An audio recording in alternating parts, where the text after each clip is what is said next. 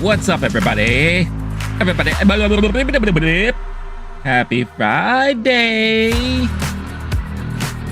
Oh yeah! Enjoy the luscious visions of Wolverine popcorn bucket all up in your face. I'm gonna come.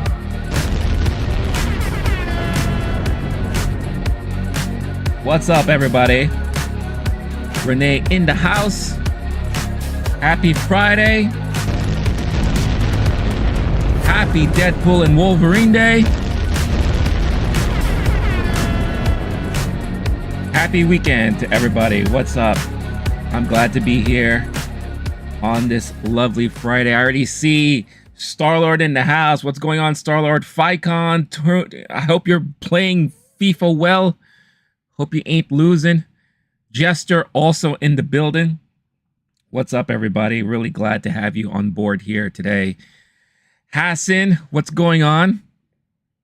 Comic-Con Festival Showcase is tonight on IGN.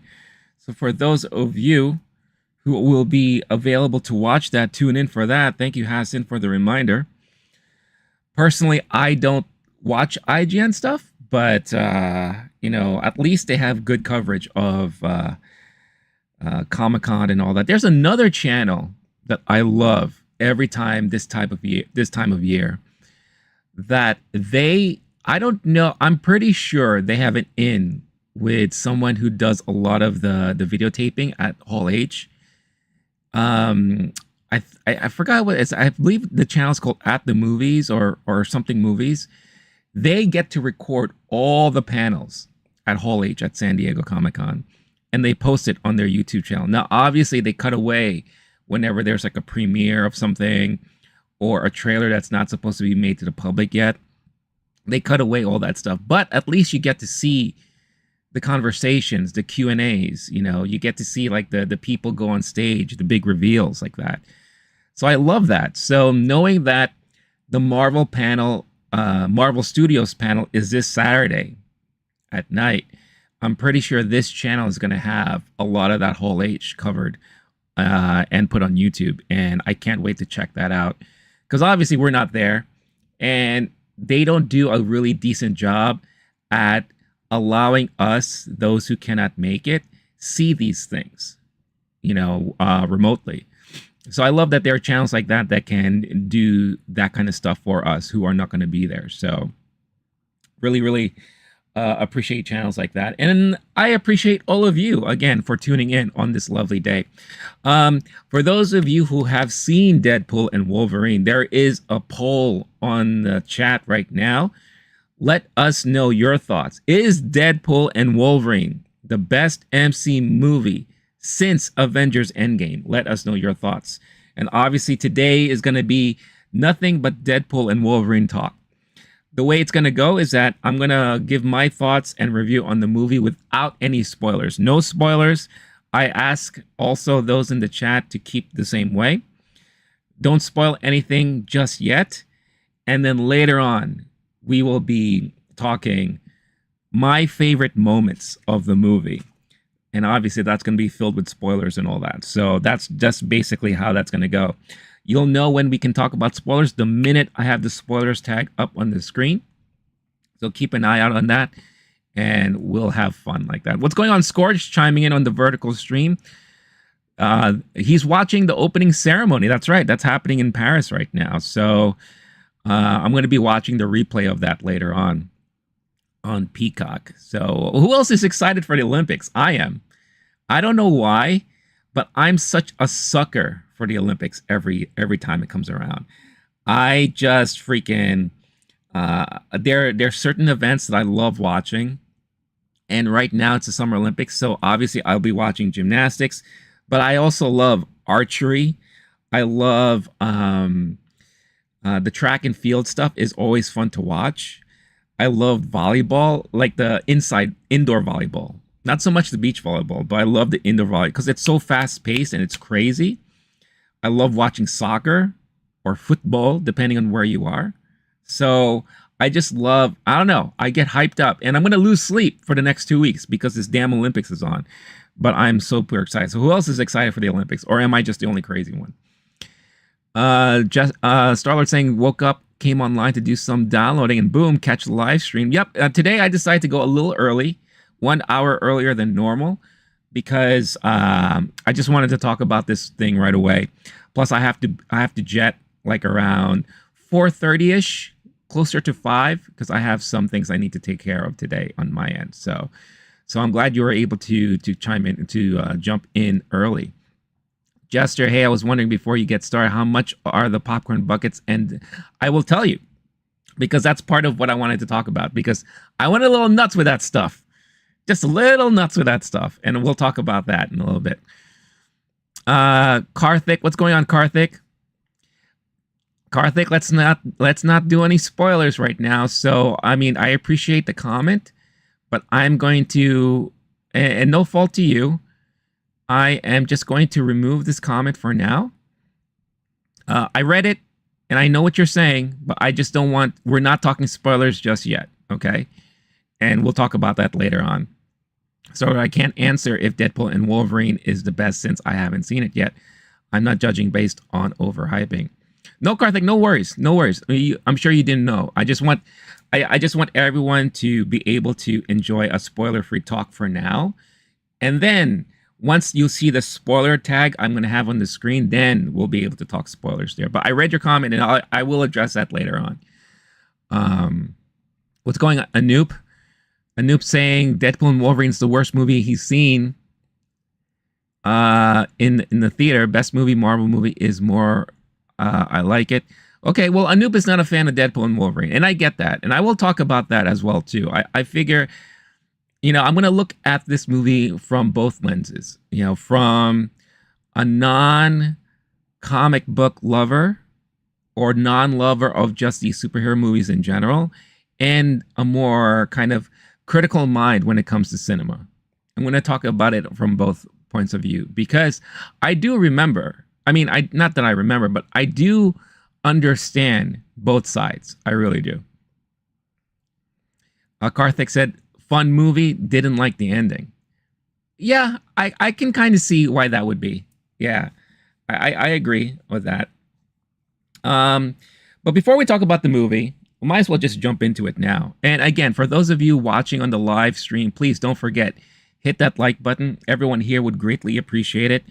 You know, the old timers, the ones who come in every time, we all appreciate every time hits that like button, because it helps grow this community. And it leads to fun discussions about topics such as the ones we're having today. All right.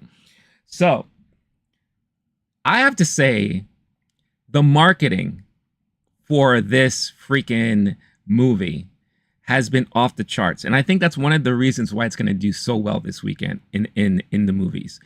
But the in-theater merchandising has been bananas for this movie. I haven't seen in-theater merchandise go this hard in a very, very long time. And every theater chain has their thing. And it's crazy. It's nuts. I agree, Starlord. Hugh Jackman is fun. RL, are you going to open the panel? What panel are you talking about, RL? Just curious what you mean by that.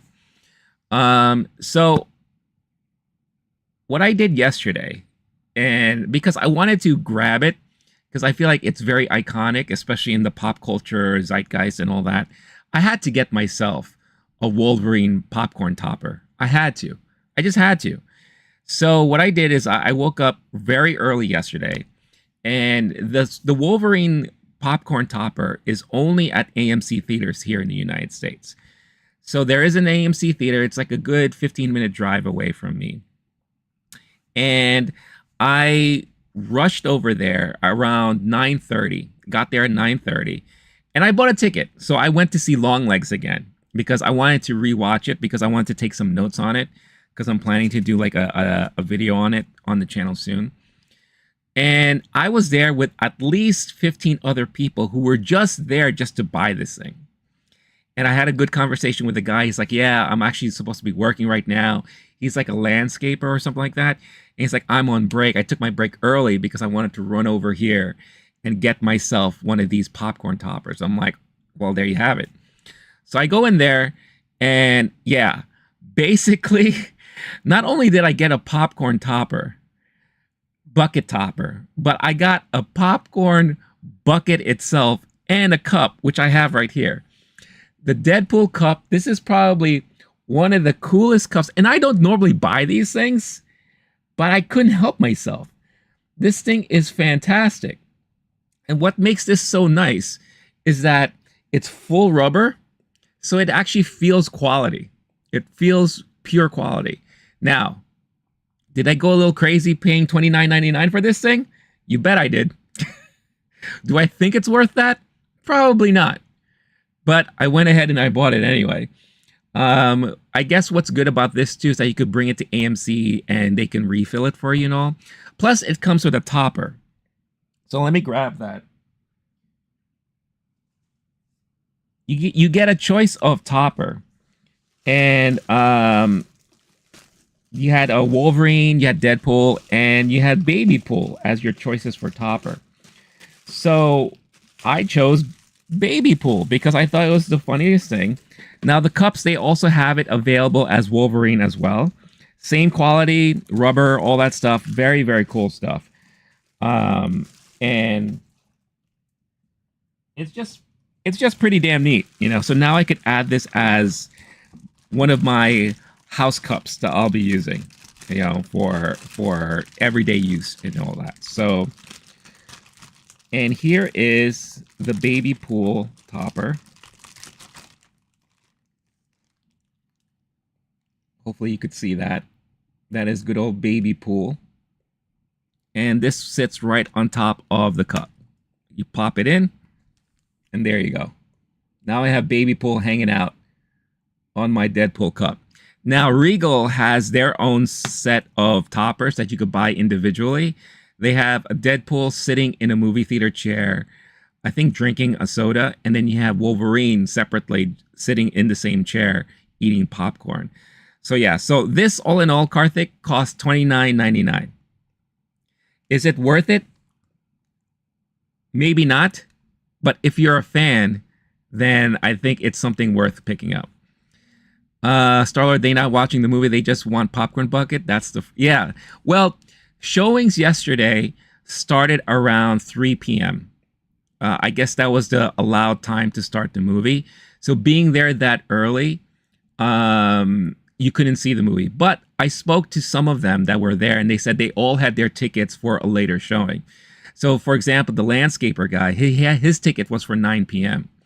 So he said, but he wanted to rush to the theater because he had a feeling that these merchandise was going to sell out, right?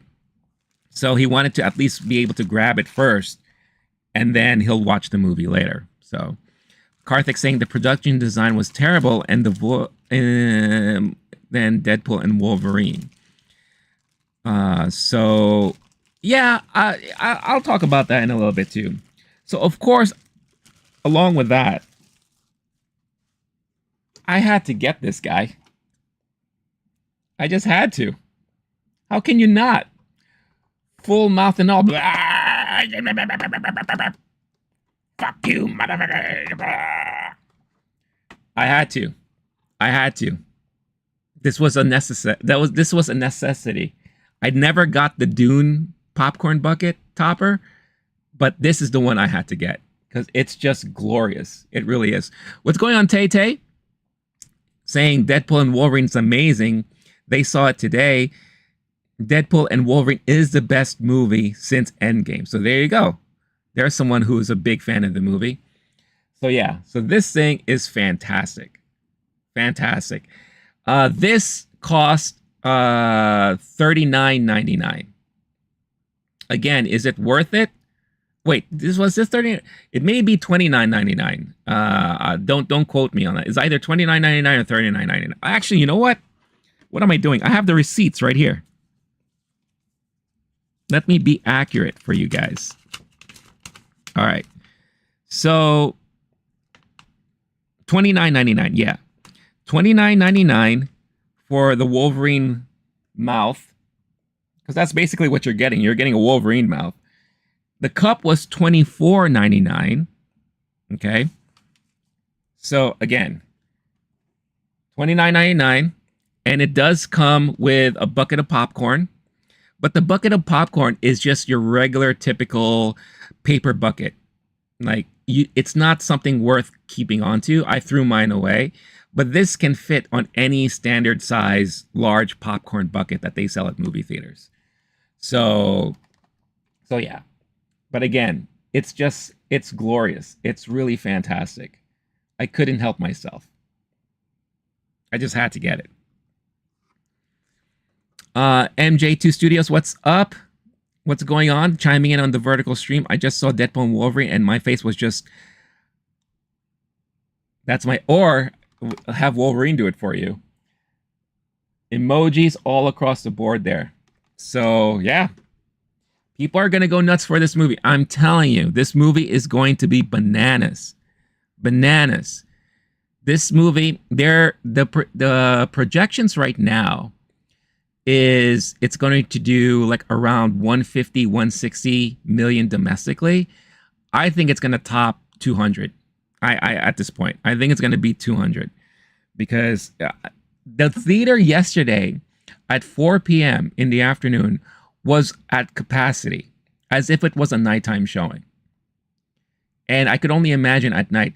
It's the first time that I saw in my theater, they have a secondary concession stand all the way in the back that's never opened. They opened it yesterday because they had to. There was just too many people, and the line for concessions was bananas. MJ2 Studios, best Marvel movie of all time. Wasn't expecting the cameo. Don't spoil it just yet. We'll talk about all those things in a little bit, but I'm so happy that you enjoyed the movie. Ficon saying, bro, I was leading 5-0 in FIFA, then my game crashed. Oh, no. That sucks. I can't believe that. I hate when that happens. Sorry to hear that, man. Karthik saying, that's like 2,500 here in Indian rupee. Super expensive. Here, 4DX tickets were selling for less than that price. Oh, wow. Really? That's crazy. I don't know how anyone can watch a movie like this in 4DX, honestly. Because, especially for your first time watching the movie, it would drive me nuts. I would probably end up throwing up. Starlord saying, I'll buy that for $1. MJ2 Studios saying, I can't say who it is because I don't want to spoil for people who haven't seen it. Thank you so much, MJ2 Studios. Everyone here who hasn't seen a movie will really appreciate it. All right. So, got this at AMC. Got the cup at AMC. One last thing that I picked up at AMC that I wasn't expecting to pick up at all. And mind you, I did not watch my movie at AMC. My movie was for Regal later on in the day, in the afternoon. This sucker right here. Deadpool. This thing, the quality of this thing is bananas. This looks like something you would buy at a prop store. This looks like something Hasbro would put out as a collectible item. This is freaking nuts. And what is it? This is a popcorn bucket. An actual collectible popcorn bucket. I haven't really opened it yet because I was waiting for the stream to do it. And there's a tape around it. So I'm going to open this here live. And we'll look at it. We'll take a look at it. This itself, this was the one that cost, let's see here. I believe this was, where are you? $39.99. So this was the most expensive thing that I got yesterday. $39.99. So Deadpool, $39.99. Wolverine Big Mouth Topper, $29.99. Collectible cup, which I think is fantastic, $24.99. And of course, they all come with drink and popcorn. I refused the second bucket of popcorn because I can't be eating 2 buckets of popcorn unless I want to get sick. Some ASMR, how'd you like that? That must have been good. All right. So, how the hell do you open this thing? I don't even know how to open this thing. Hold on. I think they have instructions on the plastic.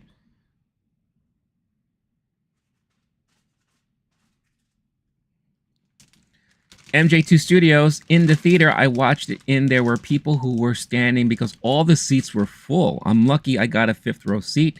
The room was giving off energy like we were at a rave. It was crazy.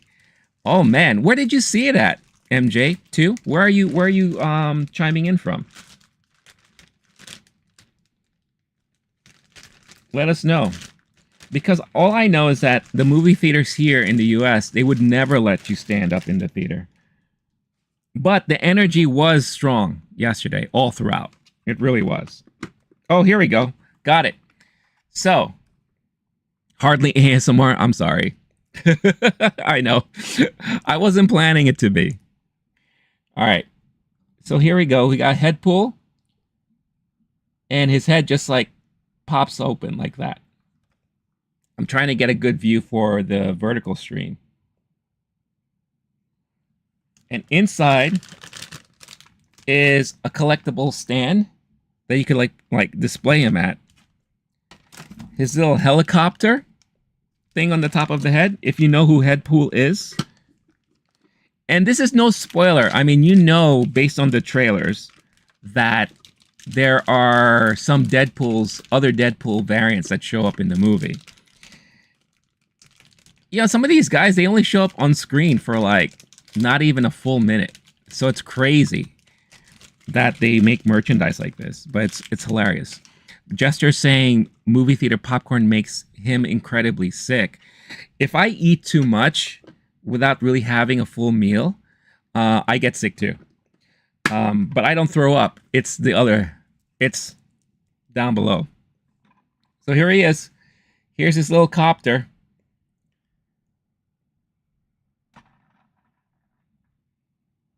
And that's Deadpool right there. And his mouth moves. Bah! Watch my movie. I'm the best, bitches. I mean, how awesome is this? This is so cool. This is like one of the coolest things. And again, I was not expecting to get this at all. I wanted my topper. And I saw the cup and I was like, oh, I have to get that cup. But fantastic stuff, really fantastic stuff, right? It is expensive. I will say that. I'm not gonna deny the fact that it is pretty pricey. But for what you're getting, if you're a fan, and if you're like me, I just like unique things that come from movie theaters. Like I remember when I was younger, they used to have lobby cards they used to give out for free. Some movies came with programs. You know, I have a program from like when I went to watch Muppets Take Manhattan. You know, I remember when they used to do that stuff. They don't do that anymore. And obviously, they don't give anything out for free. So everything you have to pay for, right? So yeah. So very cool stuff. So that's AMC. Now, something to note too, AMC also has regular tins. Nothing as fancy as this, but they also have regular tins and all that. Give me 1 second, guys.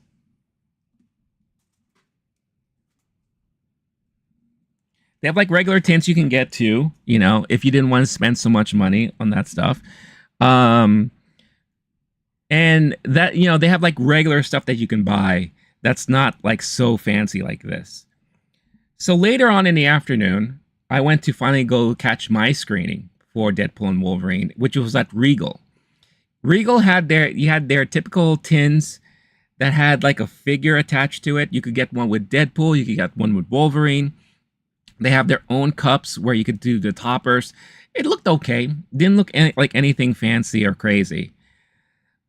But I did see something that they sold that drove me bananas, and I had to get it.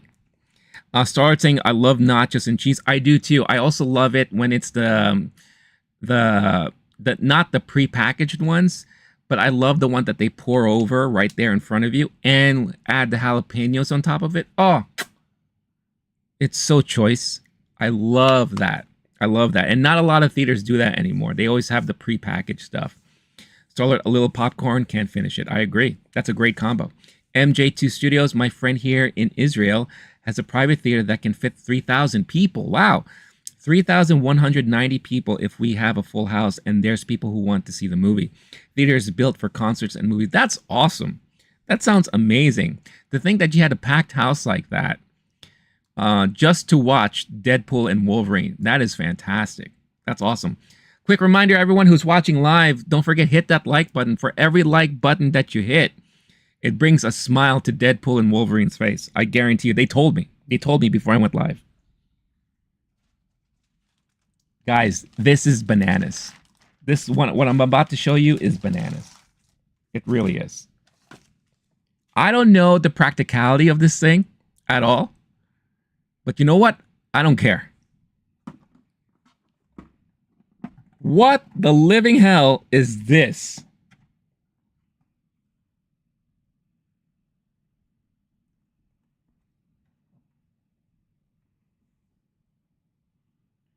This is a baby pool all-in-one concession holder.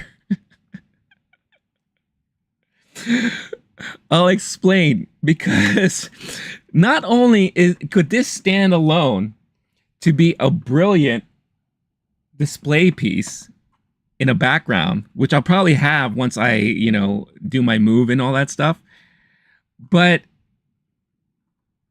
it's also a usable all-in-one concession holder. It's crazy.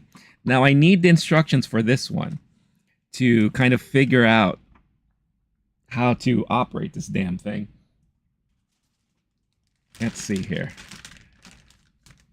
So that pops up and that got it. Okay. All right. So this is how this thing works. MJ2 Studios, it was free too because the person who owned the theater, it was their 50th birthday. So, oh wow. So everyone who was there got to see Deadpool and Wolverine for free. That's awesome.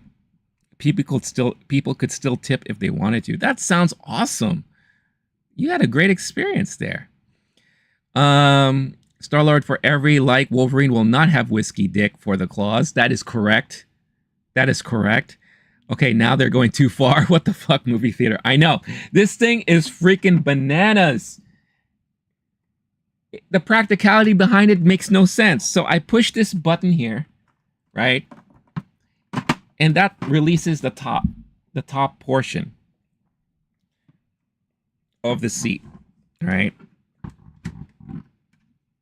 So the top portion of the seat here, believe it or not, this is supposed to hold your beverage.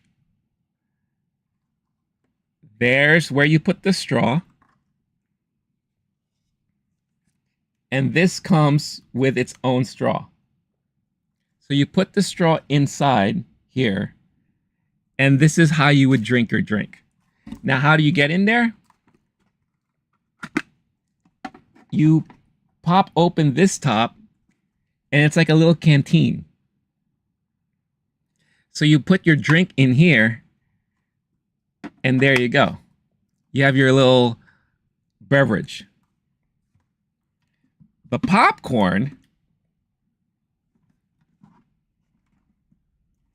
fits in the back. So this will open up, and it's taped up right now. Let's see if I can open this here.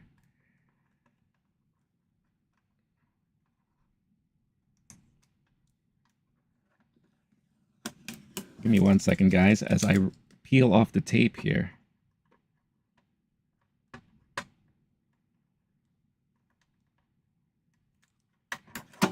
There we go. All right. So here we go. So this opens up, and your popcorn goes in there. Is it practical? Absolutely not. Is it a fun novelty thing? 1000% yes.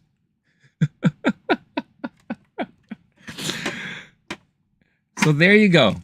So with your drink and your popcorn in place, all of a sudden, this becomes your all-in-one concession holder.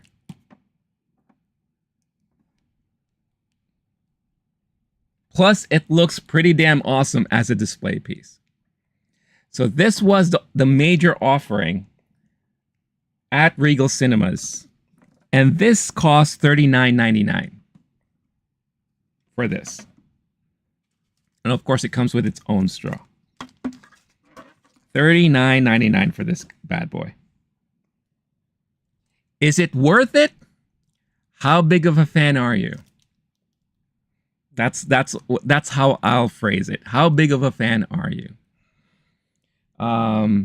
Was it worth it to me? I've never seen anything like this ever before. So I had to get it. I had to get it. And I'll say this, after my screening of Deadpool and Wolverine yesterday. So I left the theater. The movie is like just what? Like a little over 2 hours or something like that.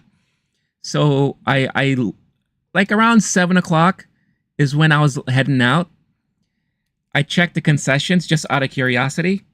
All of these guys sold out.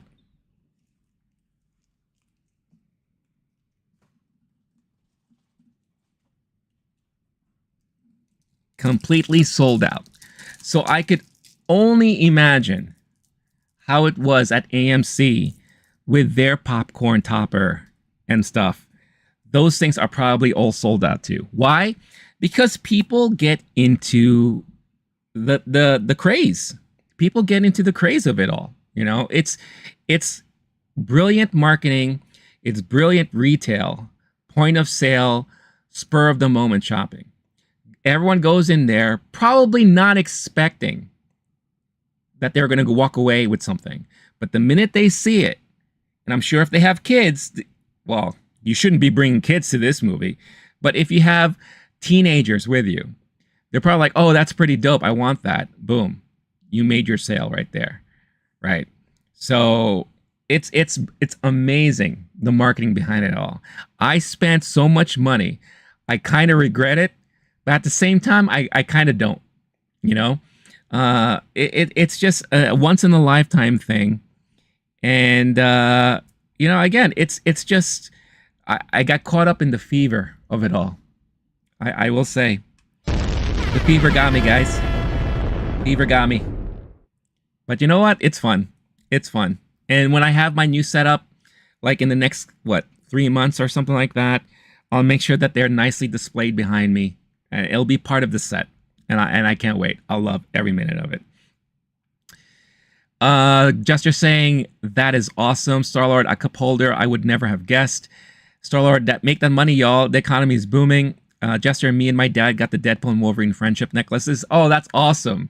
He is Deadpool, I am Wolverine. That's very cool. Where did you get those from? That's awesome. MJ2 Studios, people could still, usually tickets cost $80. Wow, that's pretty expensive. Deadpool and Wolverine is also free on YouTube with ads. By the way, I watched Deadpool and Wolverine 3 hours ago. So, YouTube with ads? I don't know if that's true, unless someone uploaded it illegally. Or I don't know how it is in Israel, but that's interesting. Gesture, they sell them at Hot Topic. Oh, cool. Very, very cool. That's awesome. So yeah, so if you are, and again, these are just samples of what you could find at the movie theaters here in the United States. Again, just to recap, this cup that you see here, this was $24.99 at AMC with your little choice of topper, right? And there were 3 options. There was a Deadpool, there was a Wolverine, and then there was a baby pool. Again, Regal has their own set of toppers that you could buy separately. And they all work, they're all kind of universal, so they all work the same. The Wolverine Big Mouth Popcorn Tub Topper was $29.99. And the Head Pool Collectible Tub was $39.99. And then at Regal, like I said, they have your various options there and all that. But the mega all-in-one concession holder with popcorn and beverage holder that features baby pool in the movie theater seat, that was $39.99. And of course, it came with popcorn and drink also. Is just at that time I refused it because I just couldn't eat any more of that stuff. So yeah, that's what to expect. That's going to be some of the stuff that's probably going to hit your face when you go watch the movie this weekend and all that. MJ2 Studios, the cameos caught me by... Yep. All right, let's talk about the movie now. All right, so that was all about what to expect, and I forgot to put this up here. It doesn't matter. I mean, I think everyone knows at this point we're all talking about Wolverine, Deadpool and Wolverine and all. You know. So... And I remember I came home last night after watching the movie. I took a lot of notes. Meaning I wrote them down afterwards. I wasn't in the theater taking notes because I wasn't going to do that for this movie. No way. So, you know, when they announced that Deadpool and Wolverine was going to come out, when Disney was going to do a movie like this, obviously, a lot of people were expecting or wondering, how are they going to stay true to the Deadpool movies? You know, are they going to do the hard R's and all that? Are we going to see a lot of violence? You know, what about curses and all? And the more and more teasers that we got, obviously, the more it looks like they're going to be staying true to how the original Deadpool movies were, right? Also love the fact that they're going to have Hugh Jackman come back to reprise his role as Wolverine. And we're finally going to get the team up that a lot of people, fans of the comics and fans of superhero movies, were all expecting, right? And we're all kind of hoping we'll get to see, right? And we got it. And one thing I'll say off the bat is that the chemistry with Ryan Reynolds and Hugh Jackman is off the charts. It reminds me very much of the same chemistry that Ian McKellen and Patrick Stewart has. It's such a lovely kind of bromance that they have going on together, and it actually transfers onto screen. You see them work so well together. A lot of great back and forth, a lot of great one-liners, a lot of great, you know, action sequences with them in it. It's so well done. And honestly, it's very well written. I think having Sean Levy here direct this movie, who worked with Ryan Reynolds on many occasions, was the right choice for this movie. However, I will say I don't think Sean Levy would have been the right choice to direct an Avengers film. I have that thought in my mind, and I'll explain a little bit more about that later on. And I'm going to be very, you know, objective here. When you strip out a lot of the fanfare, and when you strip out a lot of the major things that the fans will love, the movie in itself is not a good movie. I know a lot of people are going to say, what? When you take out all of these elements that made the movie work, which is mostly the fanfare, the cameos, right? When you take all of that stuff out, the movie is just not a great movie. However, it's because of all those other elements in there. It made the movie so enjoyable. Extremely, extremely enjoyable and entertaining and fun. There was a lot of laughter. I laughed so much. I gasped a lot. I cheered a lot. You know, and everyone else in the audience were doing the same things too. This is the No Way Home of the Marvel movie history. You know, No Way Home was kind of like a nice homage to all the Spider-Man movies since the early 2000s. This movie is, and I know I've seen a lot of people say this was like a love letter to the Fox, you know, studios ownership of like X-Men and Fantastic Four and all that. It goes beyond that. It's everything. It's like a nice love letter to the fans who endured and watched Marvel films before there was an MCU. And that's all I'll say without giving any other spoilers, you know? And you were well rewarded for your endurance, for watching a lot of those movies from like the late 90s, early 2000s that came out. You know, the early X-Men movies, right? You know, even through to the more current iterations of X-Men, Fantastic Four, all of these things. Like, just imagine all the movies that Marvel have put out before MCU, and you have got a brilliant love letter of a film that is so much fun and so enjoyable. It's for me personally, it is the best movie since Endgame that Marvel has put out there. MJ2 Studios, don't forget about Mo Howard, Curly Howard, I agree. They were all greats. Still laughing at the I'm Marvel Jesus line. Yes, very famous line from the trailer too. MJ2 has to go. Try to make the next stream. Thank you so much, MJ2 Studios. A pleasure to have you on the vertical stream. Really, a lot of fun. And I'm glad you enjoyed the movie. Seriously. But yeah. Everything that they put in there was fan service that a lot of fans have been dying for, have been waiting for, have been speculating, have been creating in their own ways. You know, just imagine sitting down. Remember, like when these movies came out, and you would sit down with your friends, and you'll have your little conversations, you'll have your little speculation moments, you'll have your like, wouldn't it be great if? Wouldn't it be great if this, right? They did a lot of that stuff here for you, right? And it was just an enjoyable, fun, very fun romp of a ride of a movie. But I can understand why critics wouldn't like this movie at all. I can totally get that. Because like I said, if you strip a lot of those pieces out, take out all the cameos, you take out all the little comic book references, you take out all of some of the action scenes that really, I'll be honest, there are 3 main action scenes in here that is not necessary. It's not necessary at all. But it was fun as hell watching. It really was. But was it necessary for the story? Not really. But it was a blast to watch, right? And you got a lot of action scenes here.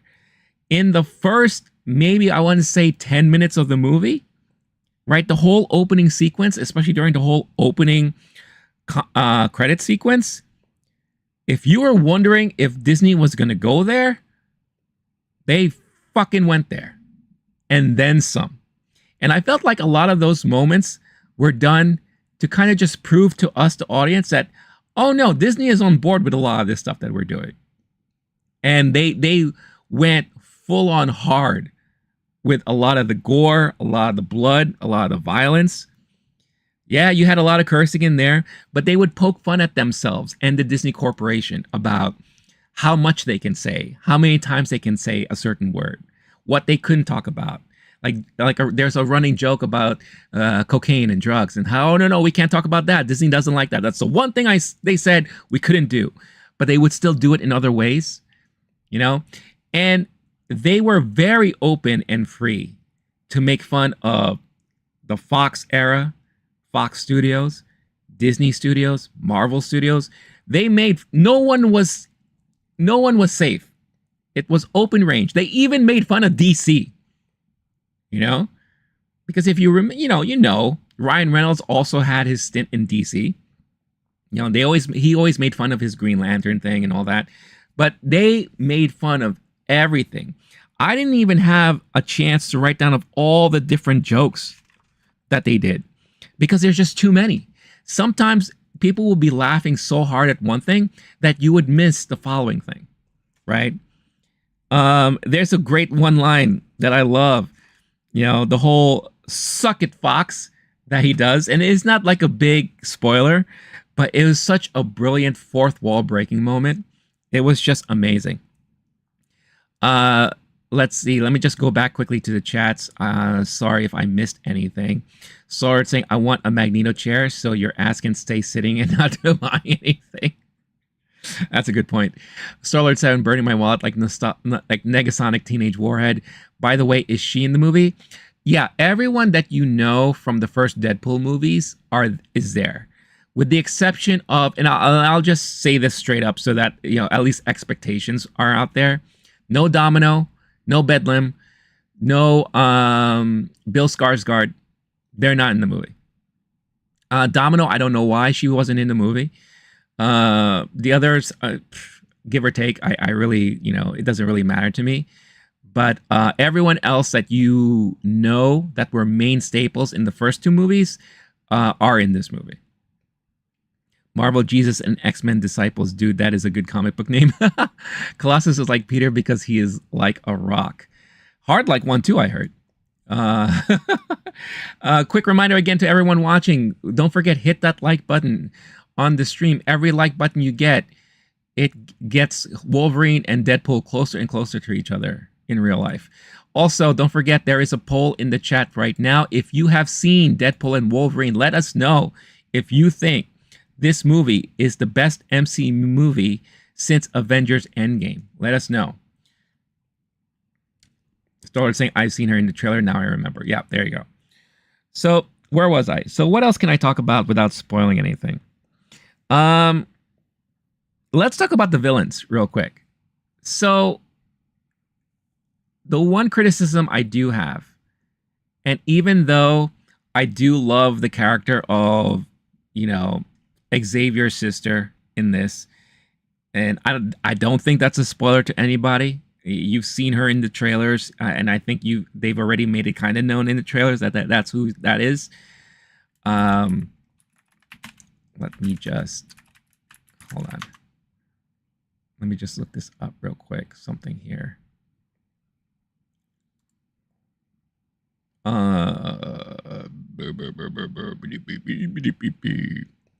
me 1 second, guys.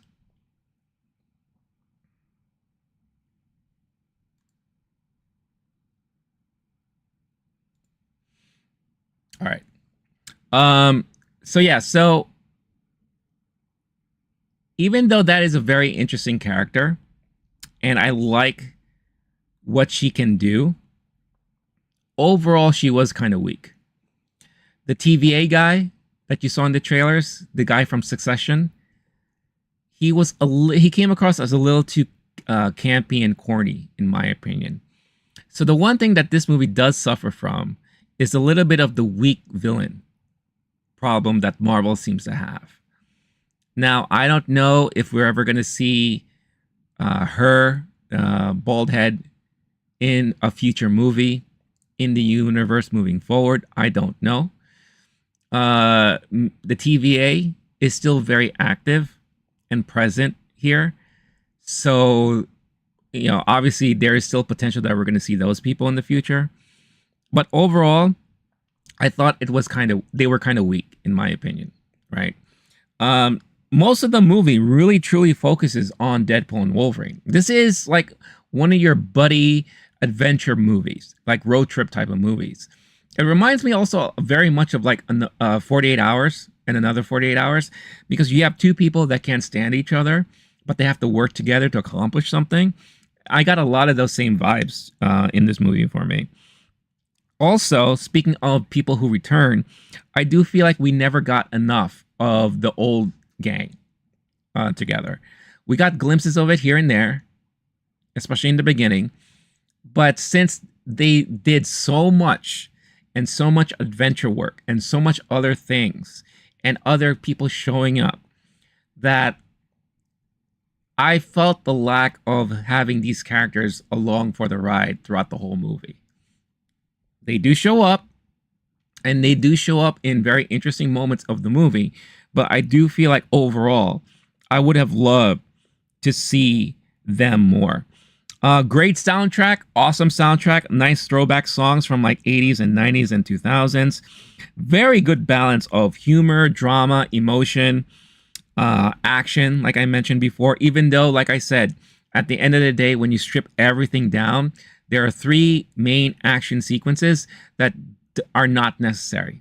If you took them out of the movie still would have flowed pretty well on its own. But those three action scenes were done just to please the viewer, please the fans. And it mostly happened with Deadpool and Wolverine. Did I say it feels a bit too long sometimes? Yeah, I did feel like there were moments where it did feel a little long. This is the longest Deadpool movie out of the three, But I do feel that this is the best Deadpool movie out of the three. I'll say that. Um, and just like what I'm gonna say, I'm gonna mirror exactly what Karthik said earlier. The ending was not. I was not a really huge fan of the ending, honestly. It was a sweet ending, and it was a meaningful ending, but it was an ending that really didn't matter in the overall course of the MCU.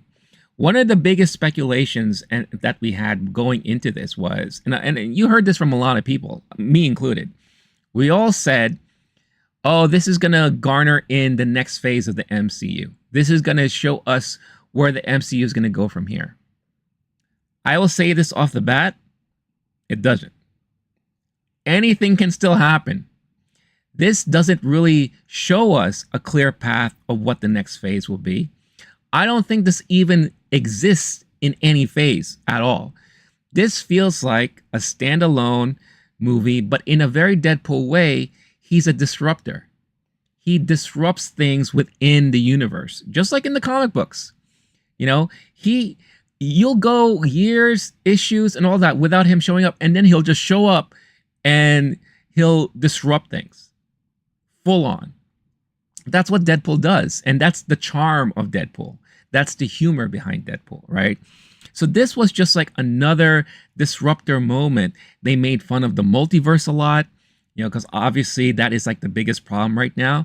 And there was even a moment in the movie where he went on a long diatribe about the multiverses and how they're not working and blah, blah, blah, this and that.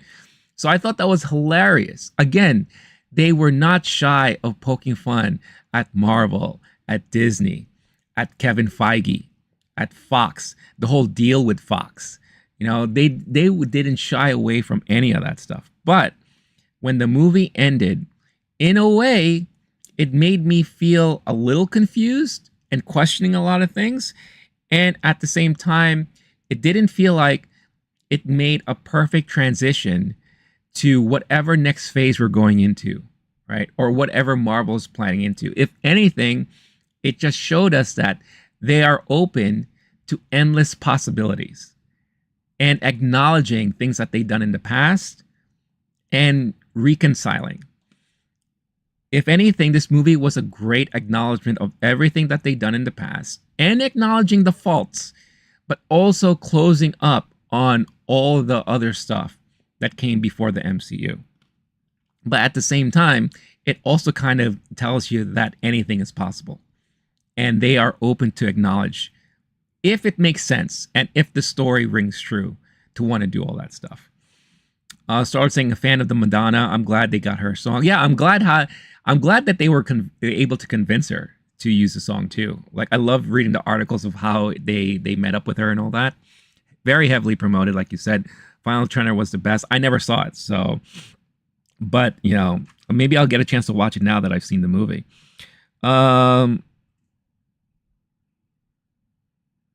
Yeah. So those are just my overall thoughts without spoiling anything. Final thoughts and review. It's a fun, entertaining movie. I greatly appreciate it. I loved every second of it. But at the same time, I am a comic book fan. I am a superhero movie fan. I've been watching Marvel films ever since they did the really crappy Captain America movie from, like, was it the 80s or 90s or something like that? The Dolph Lundgren Punisher. I remember watching Marvel movies way back then. This was an homage and love letter to fans like us who grew up watching all of these Marvel films. And it's not strictly just Fox. It's everything. And for that, I really appreciated it. When you, like I said, if you take out all the little cameos, all the little Easter eggs and all that, and you see what's left over, it's not a great film. It's not good. But because of everything, that's what made it a fun movie for me. I gave it a 4 out of 5 stars on Letterboxd. I think this is the best Deadpool movie out of the 3. If I were to rank the Deadpool movies, it would be this, Deadpool 1, and then Deadpool 2. Those will be the rankings that I have for these movies. And I rewatched all the last 2 movies this week leading to this. And I will say this, those movies aren't great either. But because of Ryan Reynolds, because of the writing, because of the jokes, because of the references, the cameos, the little Easter eggs, that's what made those movies fun. And if you're not into any of that stuff, then those movies will not be for you. This movie will never be for you. But for people like us, I mean, come on. This was a fantastic movie. I don't know how anyone who is like me, who are like a lot of you watching right now, and I'll get to the chats in a minute, who are fans of Marvel, who are fans of this genre, every one of you guys would get something out of this movie and would love it and appreciate it. But if you're not, if you're just casual and you're more of like a cinephile or a movie lover in that aspect, then this movie will not be for you. And that's why I see a lot of people online crapping on this movie, like taking huge dumps on this movie everywhere, saying that the fan service was not justified, not earned. What are you talking about? I totally disagree. I mean, you're open to your opinion, but for me, all these years watching these movies, a lot of the stuff that we saw was so well earned, in my opinion. They knew what they were doing with this movie. They made this movie to speak to the fans and to please the fans, and kind of saying, hey, thanks for the ride. Thanks for joining us on this ride as we figured a lot of our stuff out. And we know some things worked and some didn't, but we're all one family now, and this is our love letter to all of you guys. So brilliant stuff. I really, really enjoyed it, And again, if you've seen the movie, I would love to hear your thoughts on it before we get into more spoiler talk. All right. Arnold, what's up, man? Nice to see you here. Clone Wars for Life is in the house. What's going on? Ravi and Sorana. Always a pleasure seeing you. Life is indeed a mystery. Everyone must stand alone. Love that song. When Deadpool was talking about a blind girl, I think it might have been from Pretty Little Liars. Arnold, I just wanted to say hi. Very tired. Have to work tomorrow. Oh, man.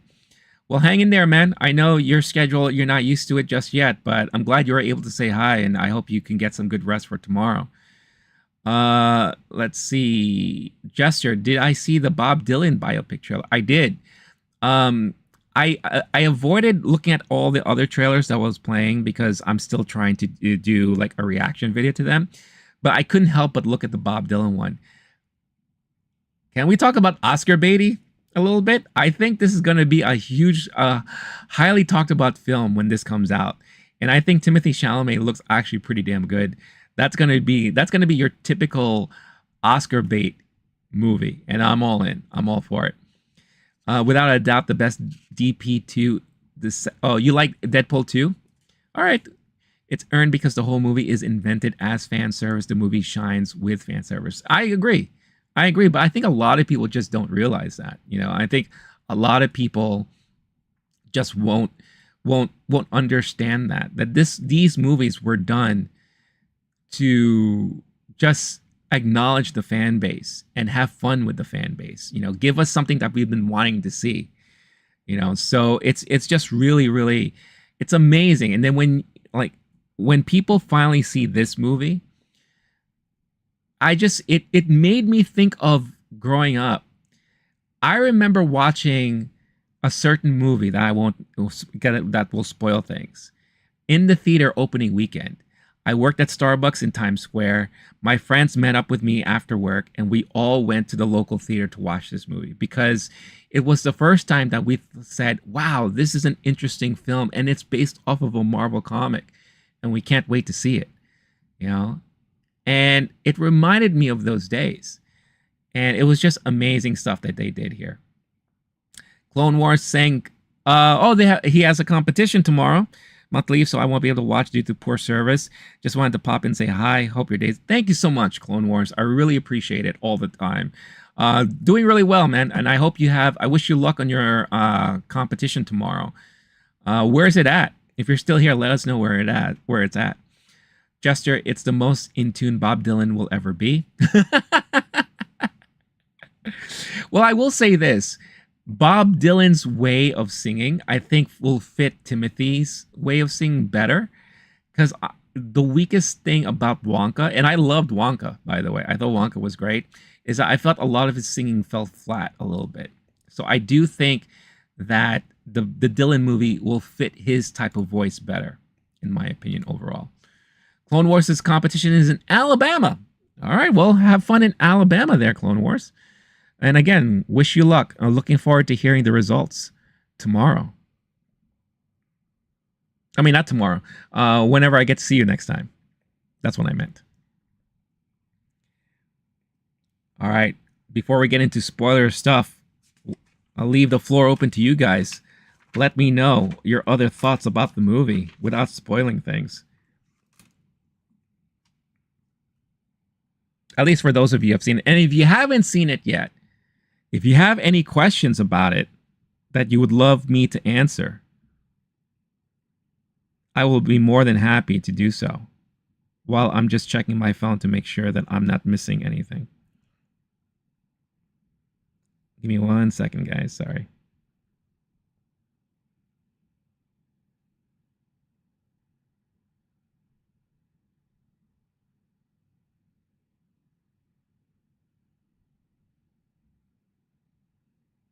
Okay. Jester saying, I don't know. I prefer the Gene Wilder and Johnny Depp version. Well, that's fine. I have a feeling too. Well, I'll say this. Each one of those movies has something special in them. Gene Wilder, obviously, I grew up watching that movie. Funny story about that movie. I for the longest time, I've seen it, but I've never got past the part when they go through the tunnel, because my grade school, during assembly time, the movie that they chose every time, every year, was the Gene Wilder Wonka movie. And that was what? Charlie and the Chocolate Factory, right? Is that the name of the movie? I always forget. Or is it Willy Wonka? And, whatever. You know what I'm talking about. And the assembly period would end at that moment. So I went through years and years of my childhood not finishing the whole movie until I was like an early teen, when I finally like decided just to sit down at home and watch the movie all the way through. And it's fun. It's a great movie. The Depp movie had its charms here and there. You know, it's very, very Tim Burton. And this was around the time when Tim Burton was going too much Tim Burton in a way. And, you know, Johnny Depp just had to be in all of his movies. So there are moments in it that I really liked. And then there are moments where I was just like, oh, wow, this is kind of weird. The Wonka movie in itself had a lot of great charm. I was going into that movie not expecting to like it at all. But then, just like eating one of his chocolates, I got into it. I found my feet tapping. I found me getting into the music. Like I said, the only weak point about the movie was Timothy's singing. I thought it was kind of flat and kind of weak at points. But overall, it was very entertaining. Star-Lord, the movie is a bucket of popcorn to drown Deadpool babies in. That's hilarious. That's really, really funny. Give me 1 second, guys. Sorry, I don't know why right now, but I'm getting a lot of messages. I do apologize. It's kind of rude.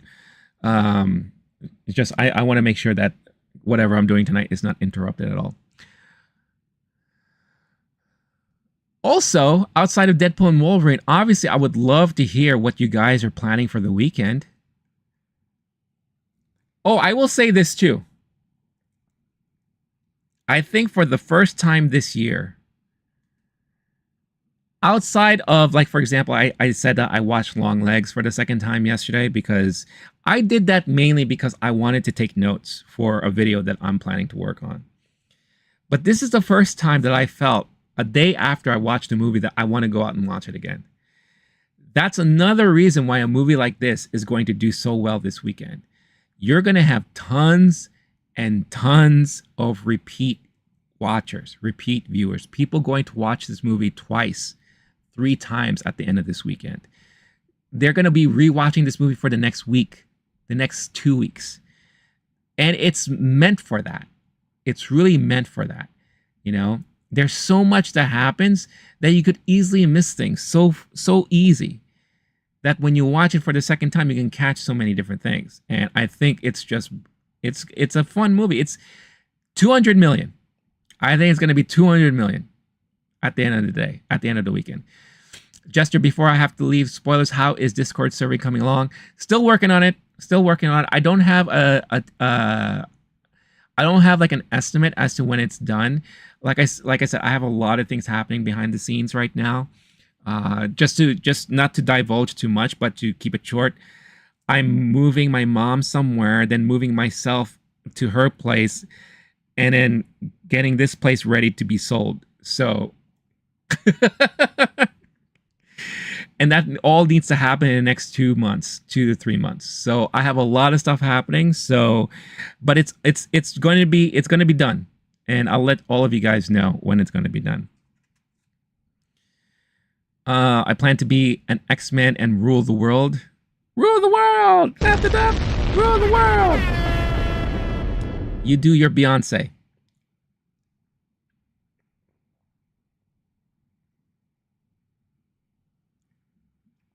Starlord, I have to ask you.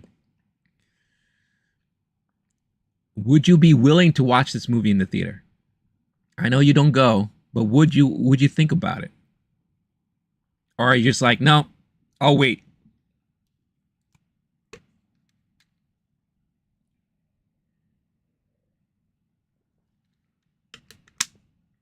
Again, to everybody who's watching live, I appreciate all of you watching. Even if you don't comment, that's perfectly fine. If you could just do us all a favor and hit that like button, that would be greatly appreciated. It will make everyone here watching very happy. Start saying, if I had friends to go with. Aw. Does no one you know want to go watch it? What about your brother? I know you have a brother.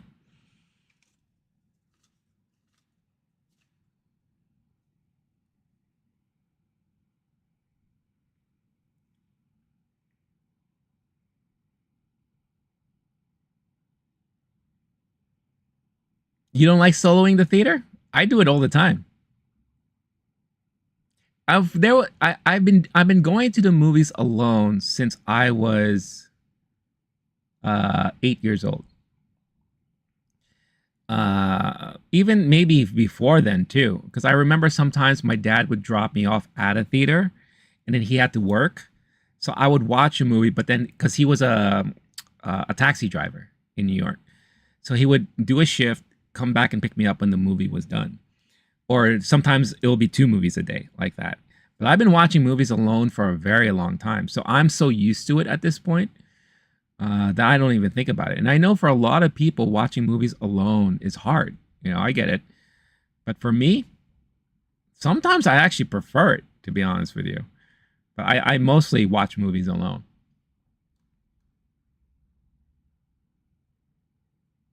Oh, you and your brother don't hang out? Oh, okay.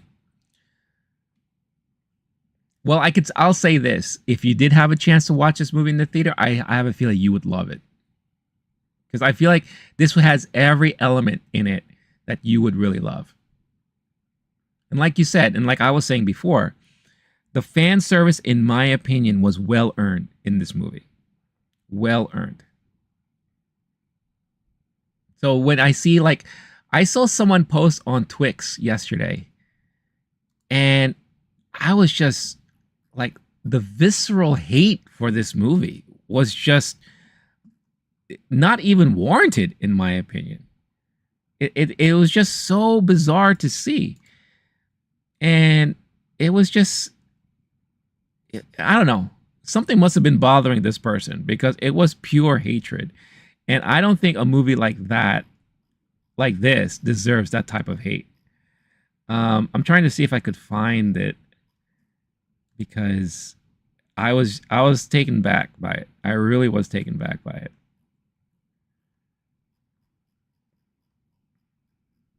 Hold on. As I look through this, it's all good. I just don't go anywhere, to be honest. Okay, well, that's fine. I would go if I had an outdoorsy life. Okay, that sounds cool. Well, then I don't know. I haven't heard anything about expectations as to when this would be available digitally, or whatever. But I would highly suggest, if you can, the minute it is available to watch it digitally, that you go and do that, because it is something. It is something you definitely have to see for yourself.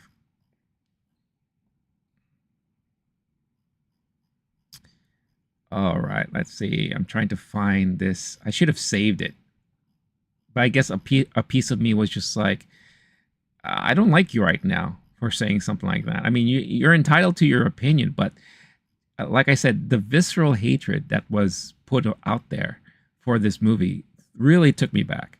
Really, really took me back.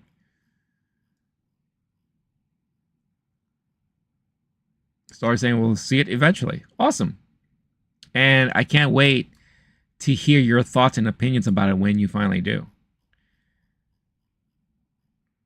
All right, let's see.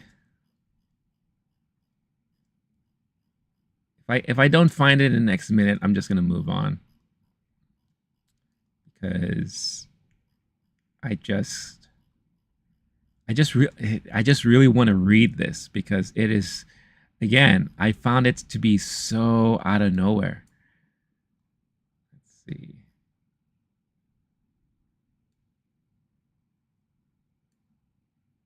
And I forgot the guy's name too, or else I would just look him up by his name. He's definitely also one of those chronically always on Twix. You know.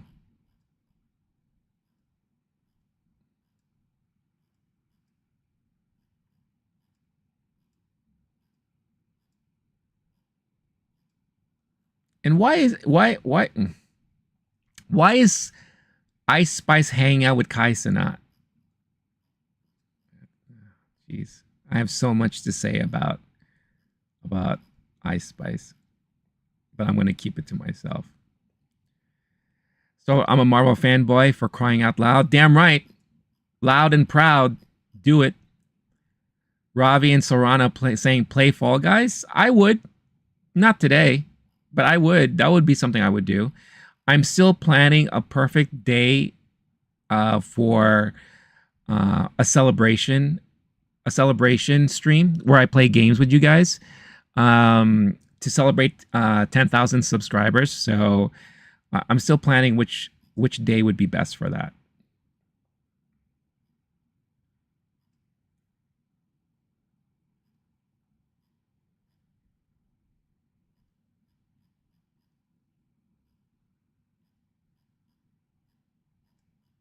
All right, fuck it. I can't find it.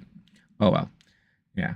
Enough with the boring dead space, dead air streaming. I apologize, everybody. I really wanted to find that tweet because it was pure insanity. All right, who's ready? We're gonna do it. I apologize to those who have not seen this movie, and I completely 100% fully understand why you would have to leave at this moment, because we are now going to be talking about spoilers for Deadpool and Wolverine. If you don't want to hear any of this stuff, I ask that you maybe move on, bookmark this for later.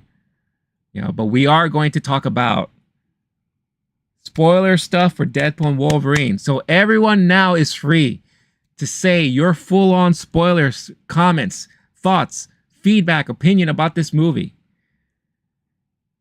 Jester, what are we going to do for the 10,000 sub screen again? Well, we're going to play games together. We'll play some Jackbox. I'm thinking maybe some horror, what's that, murder mystery trivia. Maybe we could do some fun things. I would have to see what games you guys have so that we could all play together. And then we'll have like a fun stream. I'll probably stream for like 12 hours or something like that. Going nuts. So. All right, so I'm going to quickly mention some of my favorite moments from the movie. All right, now obviously this would be a lot of stuff that will spoil things for people. So, one of my favorite moments that they did in this movie that I was not expecting, and again, you're going to hear a common theme here: fan service, fan service, fan service. The moment Deadpool realized that he had to go find a new Wolverine, right? Jester has to bounce for now. Jester, have a wonderful rest of your day. Looking forward to catching you again.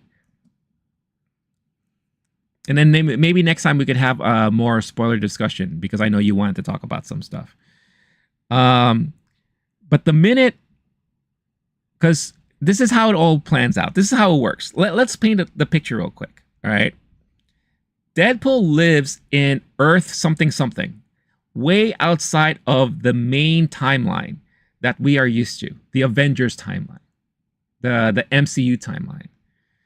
But if you remember at the end of Deadpool 2, he got Cable's time machine thing, right? So he was able to go back in time, save his girlfriend, right? Or his wife. Were they married? I don't think were they married? Yeah, they were married.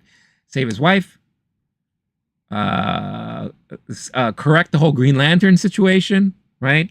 You've seen the movie, So what did he do? He used this device to go into Earth, was it 616 or whatever you call it? The main legacy timeline, or they called it the prime timeline, or they had a phrase for it. MJ2 Studios, that is also one of my favorite cameos. And I'll talk to that when I get to the cameos portion of this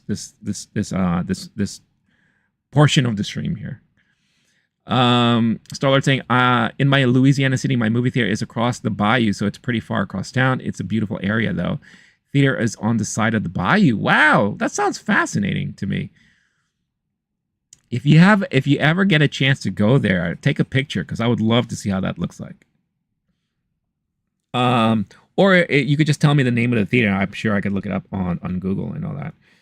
So, and I guess this falls into one of the best moments is you have Deadpool going into that timeline, the 616 timeline, or whatever you want to call it, has a meeting with Happy Hogan to join the Avengers. And it's like a full-on job interview, which is hilarious. And here they poke fun about, saying like, because Deadpool was expecting to talk to Tony Stark, right?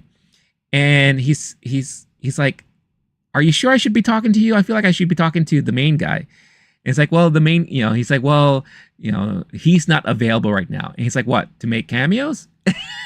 And I thought that was just so freaking hilarious. So funny about that stuff. But basically, at the end of the day, he got rejected. Right? He's like, Happy is like, I'll keep an eye out on you. We'll keep an eye out on you. But right now, your reasoning for wanting to join the Avengers is not why you should be an Avenger, right? Because he wants to do it because he feels he has to. He feels he has to fill a hole that's missing in his life. Because right now he has no meaning, no fit, no purpose. He broke up with his girlfriend, his wife, or whatever. Right? They're not together anymore. They had arguments about him not doing much importance in his life, even though he basically did something so great in Deadpool 2. He is now working as a car salesman, and he doesn't belong to any prestigious group. So he's looking for belonging. He's looking for a place to fit in, right? And that's what makes this story work so well with him and Wolverine. Because once he gets rejected, it's his birthday, they're having a birthday celebration, and the TVA show up, right? And the TVA capture him. TVA says they need his help because they want him to correct the main storyline that they're focusing on. But the reason why they can't is because the Wolverine of that timeline is dead, right? And he finds out that his timeline is vanishing because he's in the timeline of the Logan Wolverine, right? The Logan Wolverine that we all saw pass away in Logan, right? At the end of that movie and got buried and all that stuff like that. So, but they need a Wolverine to help out with a certain timeline. So he's like, okay, well, I'm just going to go to other timelines and find their Wolverine, right? And I'm being very short with this. There's a lot more explanations about the whole thing, but I'm being very short about this. So the minute I found out, I was like, oh, he's going to go to other timelines to see Wolverines. what are we in store for? And oh my God, we saw basically all variations of Wolverine throughout the comic books. We saw comic book accurate height Wolverine, where he goes into this one universe and it's Hugh Jackman, but he's 5 foot tall, which is supposed to be like the real height of Wolverine. So I thought that was really hilarious, right? He goes to another universe where it's the patch Wolverine, so he has the patch over his eye. We get what is it? Extinction Agenda Wolverine, where he's up on the cross like that, right? We got to see Age of Apocalypse Wolverine, where his hand is cut off and he's in that funky outfit. We got to see the classic old school Wolverine in the brown and yellow, and he's like, oh, I love this version of Wolverine. Don't you fight the Hulk in this one? And the Hulk shows up behind him. It was brilliant. It was just so much fun. It was so great. And it was again, if you're a fan of Wolverine, all throughout the franchises, the iterations, the comic books, this had it all for you. All these variations and nice calls to Wolverine showing up. The best, however, hands down, and again, this is them speaking to the fans and playing service,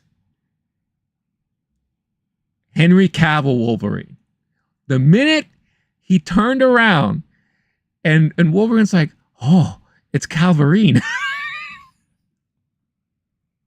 I was like, what?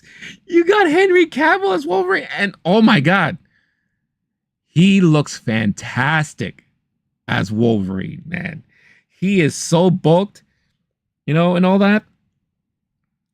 We're never going to see Henry Cavill as Wolverine. But the fact that they had Henry Cavill as Wolverine in this movie was freaking brilliant, man. It was like the best thing. It got one of the biggest cheers from the crowd during that moment. It was so much fun. It really was a lot of fun. So that moment, it was like a nice little kind of montage moment of him going to all the different timelines and meeting up all the different Wolverines until he finally found a Wolverine that ends up, joining him on his journey. And again, what I said before, the reason why this team up worked so well is because you had two people who hit rock bottom. Wolverine is rock bottom right now. I mean, Deadpool is rock bottom right now. Girl is gone, right? Vanessa, is that her name? Played by the gorgeous Marina Baccarin, right? That's her name, right? Hold on. Yeah, Marina Baccarin as Vanessa. So she's gone. He has a bad, boring job. He's not affiliated with any team, and there's no excitement happening in his life right now. So he's at rock bottom. He's looking for a belonging. He's looking for a purpose. The Wolverine he meets up with, because of his failures of the X-Men and not helping the X-Men, there was an explanation there about him turning his back on what was happening to the X-Men because he got scared. Because of that, his timeline got pretty much ruined. So you have a Wolverine that's hit rock bottom. And now them together, working together to try to find purpose, belonging, meaning in their lives again. That's one of the reasons why this made it a great team up, in my opinion. A really amazing team up. Let's talk about the cameos. So I already mentioned one cameo. That was fantastic. The Henry Cavill as Wolverine was fantastic. They get into a moment where the TVA, they basically, Deadpool calls them out on doing something that they're not supposed to be doing. They're working not within the same orders as management in the TVA. This guy just is trying to accomplish his own agenda. So he doesn't like the fact that they're onto him. So he zaps them with the stick, and they end up in limbo, right? And if you've watched Loki, you know exactly what limbo is, right? So limbo, just think of it like a deserted wasteland, kind of Mad Max-like, which they poke a lot of fun at. A lot of Mad Max references during this time. And everything that is kind of forgotten is now in limbo. You see it in the trailer. Maybe it's not as clear, but there's a giant 20th Century Fox logo just buried in the sand because forgotten, right? It's gone. You see other things like an old school Thor helmet hanging out somewhere. One of the flashbacks or one of the multiverse sequences that he sees in the TVA is Deadpool dying and Thor is above him, basically trying to console him. He's like, "Oh, what's Thor doing to me? Oh, why is Thor crying over me?"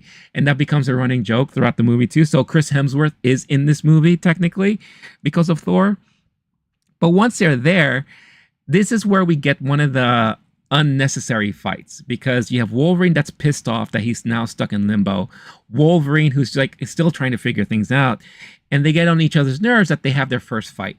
Again, not necessary, didn't need to be in there, but as a fan of the two and who've been wanting to see this forever, he even says it when they're about to start. He looks into the camera, he looks directly at us and says, like, strap in, y'all. This is the fight you've all been waiting for. And then they go toe to toe together, right? So as they're doing all that, they see like there's these like kind of people who rule the limbo world. And that's where we get a lot of the rejected X-Men people, X-Men villains, I should say. Just like in the trailer, that's where we get Sabretooth. We see Toad is there. We see Ezekiel, the red Nightcrawler, right? We get that, you know. We see Lady Deathstrike in the background, but she never is full front in view. We see the Juggernaut is part of that grouping there, right? And they're told that, you know, there's two people that rule Limbo. You have Professor X's Cassandra Nova, the sister, the twin sister, or this big being that likes to just eat up everything that goes through the landscape and all, right? So they're like trying to figure out, like, well, can we trust these guys? I don't know. It looks like we're going to fight them. And then all of a sudden a person shows up, right? And he's like, blah, blah, blah. You guys are bad. You know, this is, you know, you don't belong here. Blah, all this stuff like that. And you guys need to get out of here. And he like puts his arm out and you see the sleeve and you're like, oh, is this Captain America? Is this Steve Rogers? Are we going to see Chris Evans? And Deadpool is like me right now. He's getting so super excited. He's like, oh my God, oh my God. He does the superhero landing because he jumps down and then he takes off the hood. And yes, it's Chris Evans. Beard and everything, you know? And he's like, this is where it ends right now. You know, talking to like the bad guys. And Deadpool's like, oh my God, he's going to say Avengers Assemble. And what does he do? He takes off the robe or whatever this thing, the poncho that he's wearing. Flame on! Boom! It's fucking Johnny Storm! Human Torch Chris Evans. And I was like, what? You gotta be kidding me. So I love how they threw you for a loop, expecting one thing, and totally surprised you with something else. And here we have full-on Chris Evans Human Torch in the movie. MJ2 Studios saying, and this is MJ2 Studios, their favorite cameo, Chris Evans popping up. And I agree, it is probably one of the best cameos in this movie. Do I think there's going to be a fourth Deadpool movie? There might be. My whole feeling about Deadpool is that I don't think we will see Deadpool in main proper MCU. I don't think we would see him pop up in an Avengers movie, nor would I want him to. Deadpool is a disruptor. He disrupts things. So I could see them doing movies and maybe having him in cameos for other things, but he will never be in like Avengers 5 or like Avengers 6. I don't think so. He will definitely have his own movie that will probably parody everything that's currently happening within the current phase of the MCU or something like that. He may show up in Secret Wars if they do that, and that would make more sense if they do that. So I could see something like that happening. But with the amount of money that this movie, I was about to say, with the amount of movie this money is going to make, with the amount of money that this movie is going to pull in, it would baffle me for them to not consider doing another Deadpool movie. So I won't be surprised. So yeah, so we have Chris Evans as the Human Torch show up, right? And ultimately they get captured. And they get to the base, and we've seen the base, the giant Ant-Man. Uh, Deadpool does this funny joke of like, oh, look, Paul Rudd looks like he finally aged, which I thought was like really hilarious. They meet Cassandra Nova there. Cassandra Nova mentions that there are other people out in the Badlands of this place. You're not a part of them, are you? But we come to find out that Human Torch is, and Human Torch is blah, blah, blah.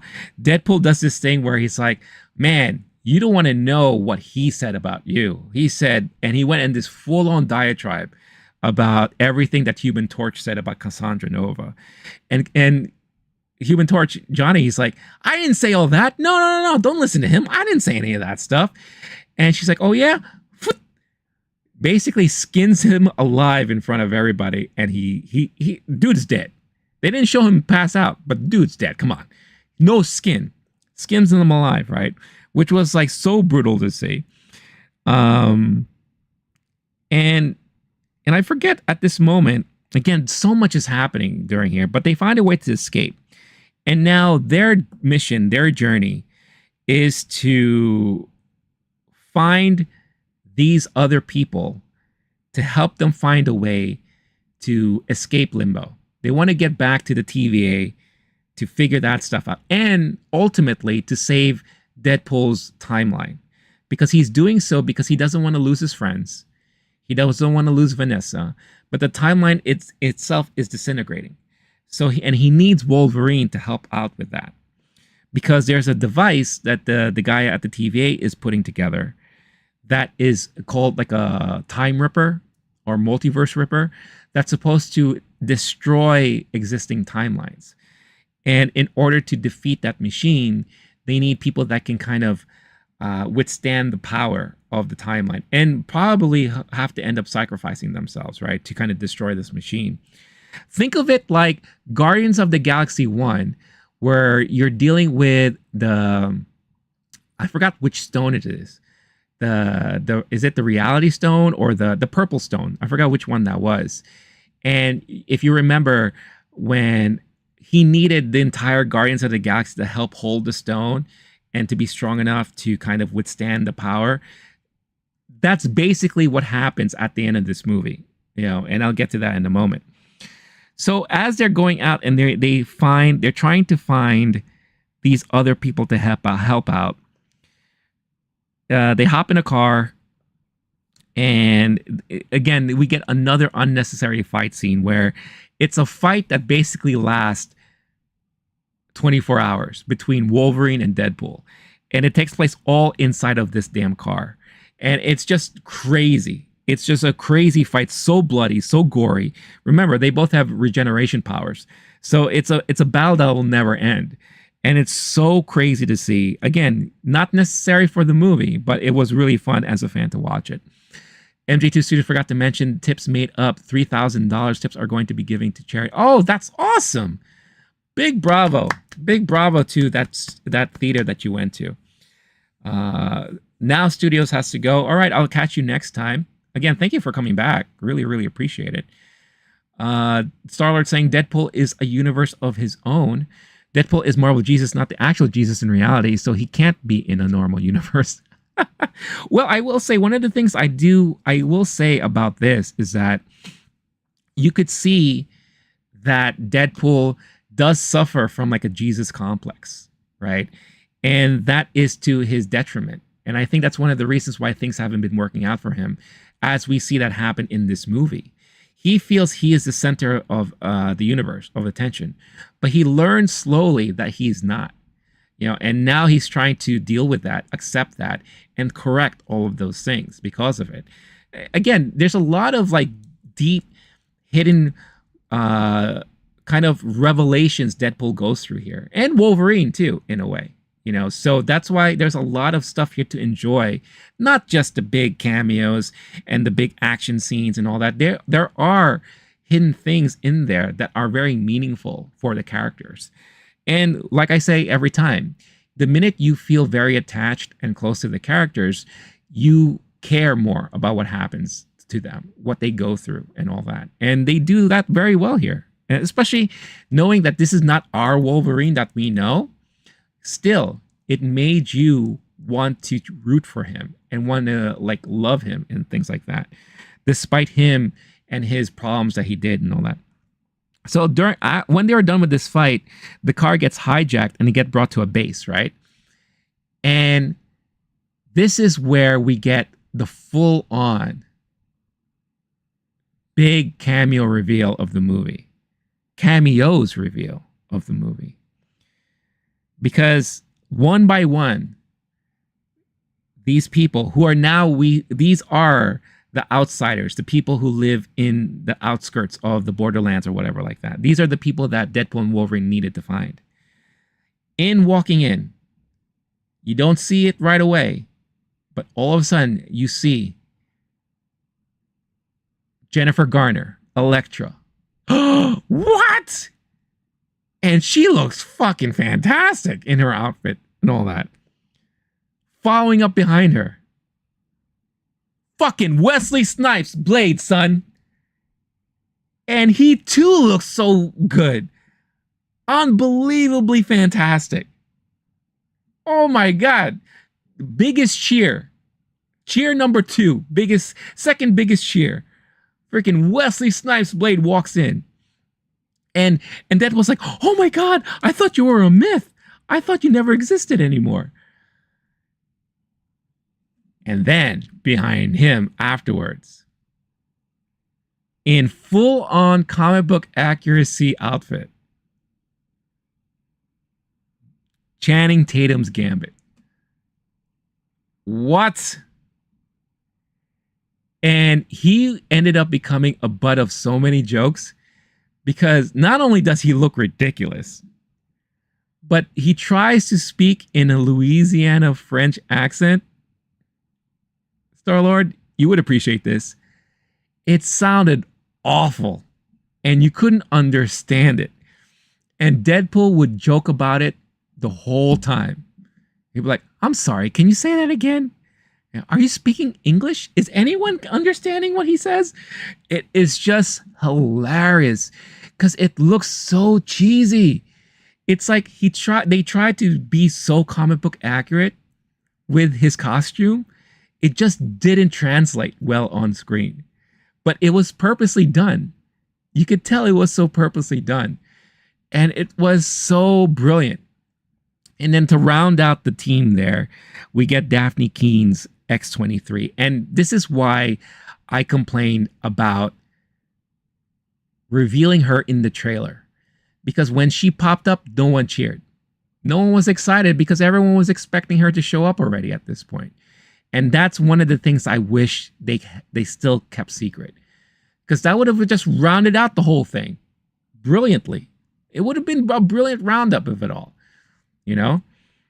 So you have a team of Elektra, Jennifer Garner, Wesley Snipes' Blade, Channing Tatum's Gambit, and X-23. From all the different universes. From all the different Marvel movies. It's so good. And the Marvel movies that were never came to be, which is another joke that they played on with his character in this. It was amazing. So yeah, so Deadpool and Wolverine had to team up with these guys. That's when they find out that Chris Evans's Human Torch was part of their team. So and they make a lot of references to Punisher. That's why they have so much weapons with them, because every weapon that they had was left over by the Punisher, who died, you know, trying to go up against Cassandra Nova. And even Deadpool's like, well, which Punisher? There's so many of them. You know, it's just so funny. The only thing that they didn't really reference, were Sony Marvel characters. Yes, you do get a small snippet of when they're driving to find these people, and Wolverine and Deadpool are having like a back and forth, and he basically tells the Deadpool to shut up. So Deadpool's just sitting there, and he's trying to do like the spider web thing, but he doesn't mention Spider-Man. He's just trying to like do this, right? So no mention of Spider-Man and no mention of Ghost Rider, which is kind of a shame. I wish there was a way that they could have like weaseled in a Ghost Rider mention in there, because that would have been a lot of fun. but none of the Sony Marvel characters were mentioned at all. It was Fox, it was New Line Cinema with Blade, you know. But it was so good. It was so good. And the great thing that they did during the ending credits of the movie is they showed a ton of behind the scenes footage of filming of all of those movies. You saw behind the scenes footage of Blade, especially Blade 3, because Ryan Reynolds was in it. So you see a very young Ryan Reynolds sitting down talking about, playing Wade Wilson in Blade 3. And he said, I really like this character. I hope one day I could do my own movie with him. This was like, what year was this? 2001 or something like that? 1999? I forget which year Blade 3 came out. So you had behind the scenes footage of that happening, all the behind the scenes footage of the Bryan Singer X-Men movies, even the new First Class movies, right? And then you had like behind the scenes of the Fantastic Four movies. So you had, again, Marvel acknowledging that all of these are part of their family now. And that's why, like I said, this is a love letter and homage to us fans who endured watching all of these movies. And it's just so good. And the great thing about these characters, with the exception of, Human Torch, who caught the business, Elektra, Blade, Gambit, they didn't die. They're still in limbo, but they never died. So again, like I said, anything is possible in the MCU moving forward. Anything is possible at this point. I mentioned the Happy Hogan Avengers interview. I mentioned before that they didn't shy away from all the violence. Again, I felt like a lot of these action scenes were so over the top, gory. I felt like that was done purposely to kind of say, see, Disney is on board with all of this stuff. This is what we can get away with.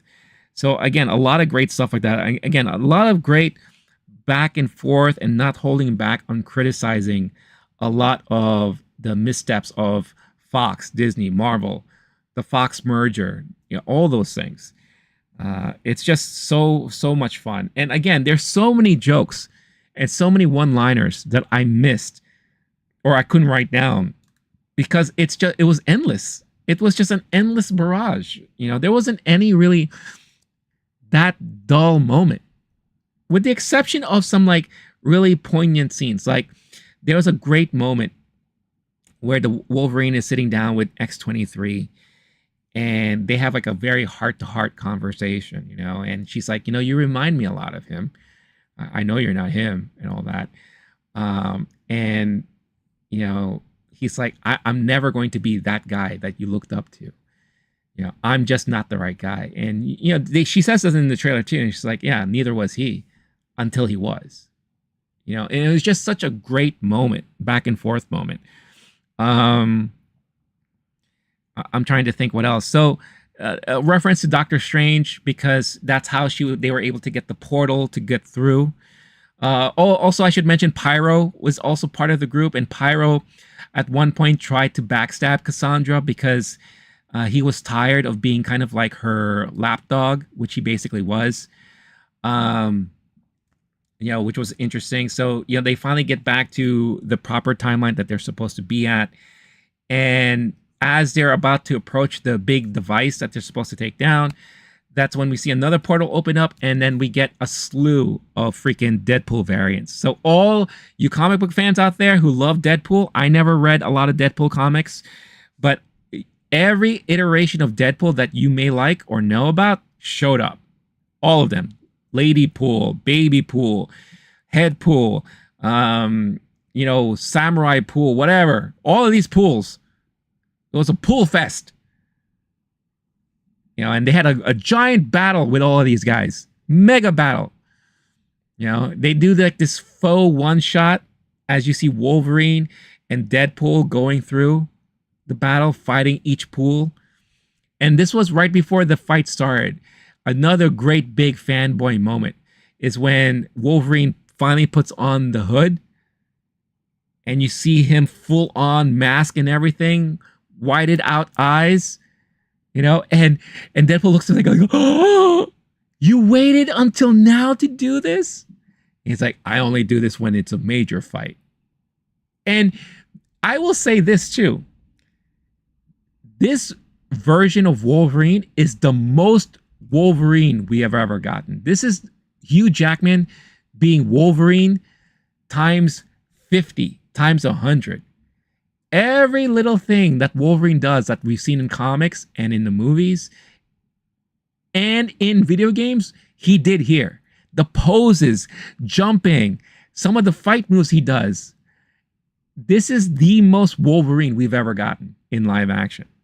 And Hugh Jackman, it was amazing seeing Hugh Jackman at the end of it all. It was so good to see him reprise this role.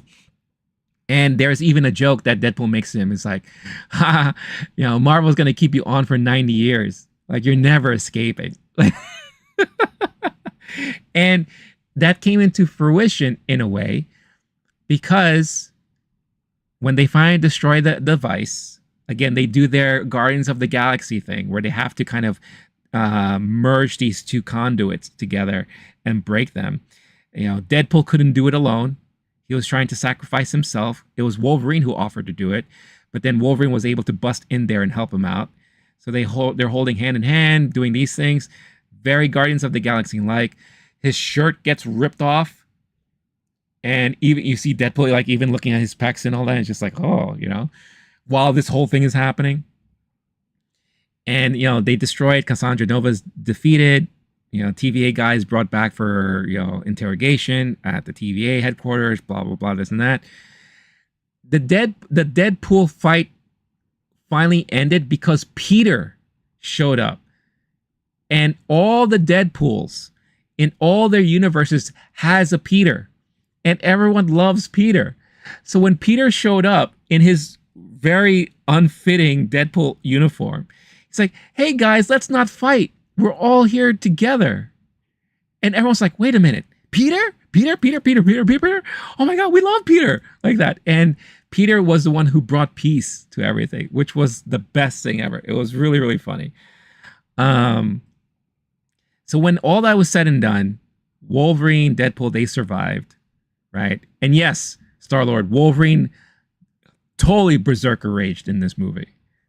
Big time. Big time. It was amazing to see.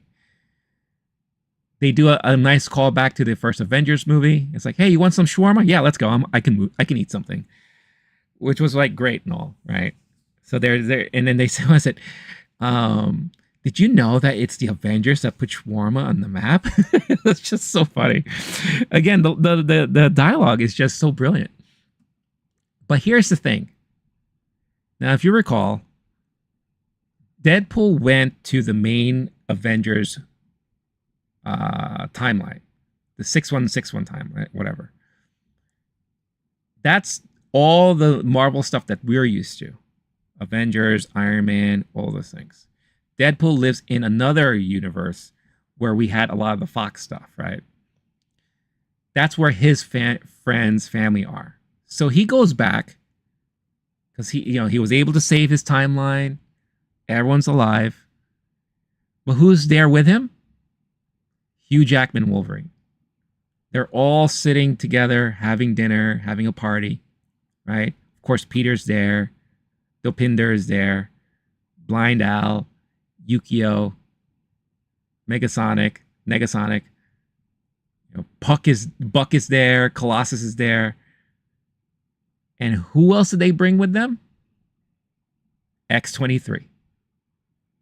So now you have Dafne Keen's X-23, the new Wolverine now, right? And Deadpool in one universe. That's not the main universe. Not at all. So that's why I kind of question, how is Deadpool going to be fitting really in the Marvel universe, in the main MCU timeline, right? So are they going to be using his universe as kind of like an Elseworlds thing? I read a report recently They're saying that the Matt Reeves Batman movies and TV shows and all that is going to be living in its own Batman universe. You know? Because again, if we're trying to get away from the whole multiverse stuff, they didn't really close it out here. Because it's still very possible to jump from universe to universe. So they didn't close all that out. And they didn't really usher in a new phase of the MCU. Like I said, if anything, they just told us and showed us that anything's possible. Right? We're not afraid to bring things up from the past. We're not afraid to bring things up that never even saw the light of day, but was like heavily rumored or heavily worked on. You know, they all exist in this pocket. But how is this pocket going to be talking to this major pocket? And if they do, maybe that Secret Wars would be the one to do that. Because Secret Wars is supposed to be like the end-all multiverse kind of full-on extravaganza, right? You know, so we'll see. Who knows? You know, if the Russo brothers finally agree to sign up to direct, you know, the next Avengers movie and potentially Secret Wars, maybe they'll come up with something. Who knows? But as of right now, even though for me it was a satisfying end for the Deadpool universe, it's an ending that didn't make sense for the overall MCU. And maybe that's done on purpose, right? So yeah, so I thought that was very, very interesting there. And at the end, it was a very heartfelt ending. You know, he told Vanessa that he did all of this stuff for her. You know, and they kind of hold hands very briefly. And it was like a nice, you know, like one of those like very typical fun, friendly ending where you just have all the friends and family together sitting down, laughing and enjoying the company, right? And then you fade to black and then credits roll. And then we get the blooper reels of all the different movies throughout the Marvel movie universe and everything. And then at the end of all that, we do get one post-credit scene. And the post-credit scene is Deadpool in the TVA headquarters and saying, look, I want to prove myself. I don't want to be called a liar. And he pulls up video of when they're captured and being transported in limbo to meet Cassandra Nova. And it's Deadpool and Wolverine tied up together and Chris Evans' Human Torch sitting there. And this was the moment where he's explaining who Cassandra Nova is. And you could tell like he doesn't really have good things to say about her. So Deadpool is encouraging him to say, go on, tell us more about her. And that's where we get to see Chris Evans going on his diatribe of his feelings and thoughts on Cassandra Nova that Deadpool told her, he said, but he was denying. So after all that, and after we see the whole diatribe that Chris Evans had, Deadpool shuts it off. It's like, see, I told you I wasn't lying. Blah, blah, blah, this and that. And I thought that was really cute. It was very funny. So yeah, so again, it was a post-credit scene that, again, didn't really matter. It didn't progress or move things forward anywhere. It wasn't a tease where all of a sudden you just see Deadpool hanging out with like Thor or hanging out with like, you know, who's that? Sam Wilson's Captain America. It wasn't an ending like that. It's all self-contained within this Deadpool universe. So yeah, take that as you wish. It may piss off some people, it may confuse some people, but I like if you were just to think of it as a closure to this whole Fox Deadpool universe, right? Because that's what essentially they're doing in this movie. They tried to do as much of closing up loose ends from the Fox universe, from previous universes, you know, and say, this is where we see everything. Yes, Blade still exists, but he's in limbo right now. Wesley Snipes had a great line. He's like, I am Blade. There will be no other Blade other than me. I am the Blade. And Deadpool kind of looks at the camera at us like that, which I thought was very funny. But his Blade exists in limbo. Elektra still exists in limbo. Channing Tatum's Gambit is there. X-23 is now in the Deadpool universe with Hugh Jackman's Wolverine. So could we potentially get more Hugh Jackman Wolverine in the future? Who knows? Maybe. I don't think it's necessary. I don't want people to think that this is going to be our Wolverine moving forward. Doesn't have to be. And it can't be. There's no way Hugh Jackman can continuously perform in this way because of the amount of stress that he puts on his body for working out and all that stuff. Will he pop up from time to time? Hopefully. But it's not necessary. But at least we know he exists somewhere. He's not wiped out. He's not dead. He's there, right? By the way, there was a great moment in the beginning of the movie where Deadpool is digging out the grave that we saw in Logan, hoping that he could still resurrect that Wolverine that exists in his timeline, and it's just an adamantium skeleton that he ends up using as weapons to fight the TVA in the opening credits scene. Very funny stuff. But yeah, those were just some of the moments I needed to highlight that were my favorites, and that can really show you what this movie is about at the end of the day. And look, it was a blast. It's a fun ride. I honestly cannot wait to see this movie again. It deserves a second watch, maybe even a third. It's just so much fun. And if you're looking for that fun ride, then this is definitely going to be a movie that will work for you. Yeah. So that's it. That's my full-on spoiler stuff of Deadpool and Wolverine. So I'm going to close that out. So yeah. So I'm sure we're going to be hearing more about it in the next coming weeks. I can't wait to review what the box office is going to do this weekend, because if we look at it now, just Thursday alone, Deadpool and Wolverine already made $38.5 million for a Thursday, which is the highest. It broke a lot of records. So here, I'm on the Hollywood Reporter here. Box office. Deadpool and Wolverine reaps record $38.5 million in previews. Best ever for an R-rated film and more. So grossed a record-shattering $38.5 million in Thursday previews, beginning by far the best showing ever for an R-rated film, and putting it at number 8 on the list of top previews amongst all films, not adjusted for inflation. It joins an elite roster that includes installments in Hollywood's biggest franchises, including Avengers, Star Wars, Spider-Man, and the final Harry Potter film. Amazing.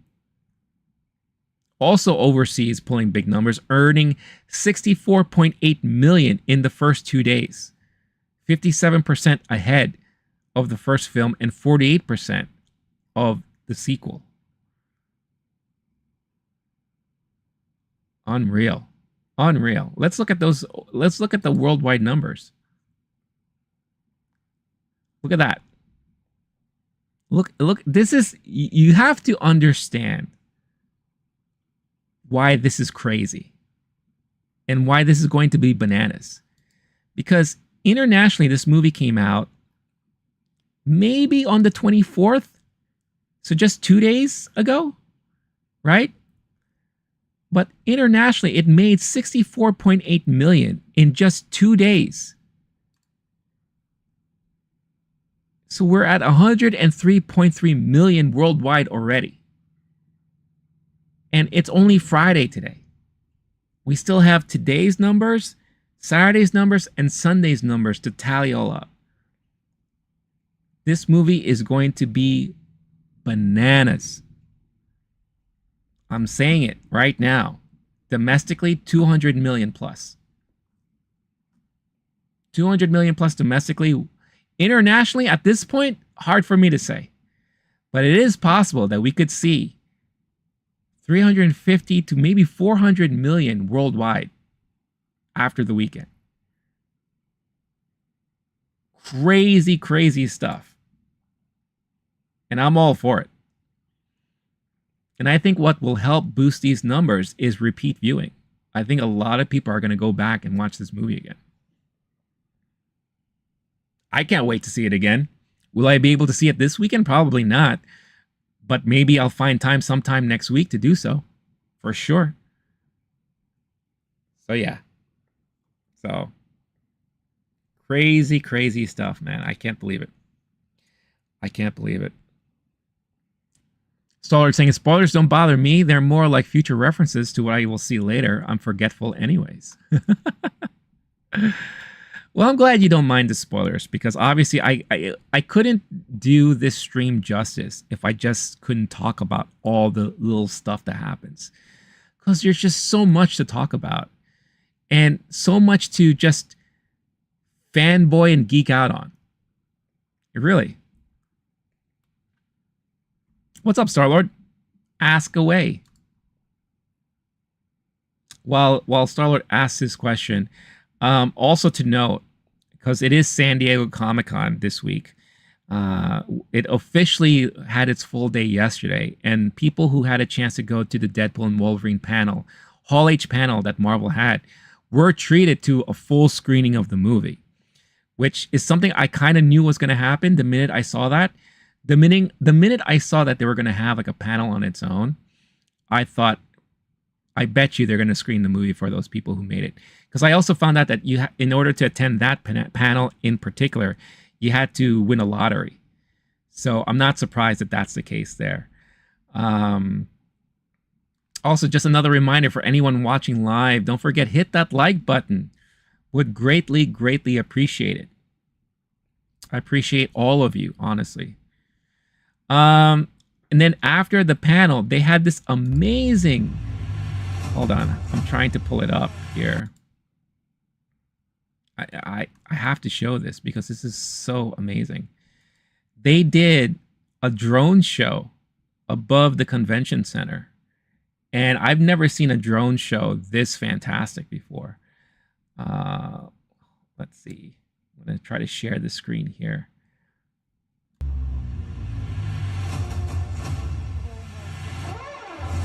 Look at that. Oh, I'm gonna mute the music because it's probably copyrighted. Look at all that. And the head's moving too. Wolverine with a snicked. That looks amazing. Deadpool and Wolverine running. I mean, the things that you could do with drones now is so crazy. This just looks so brilliant. Then they have the necklaces that are that team up together. How good is that? Then they have the Marvel Studios logo, Deadpool and Wolverine. I mean, that's just so amazing. I wish I was there to see that, because that would have been fantastic to see. And then separately, they had another drone show that freaking had Galactus show up. As if, you know, getting everyone ready for the Fantastic Four movie. Look at this. Look at that. I couldn't even fathom to imagine how many drones they used for this. But you had Galactus, the devourer of worlds, the eater of planets, peering over the convention centers there. I mean, that is amazing. How good is that? That is so good.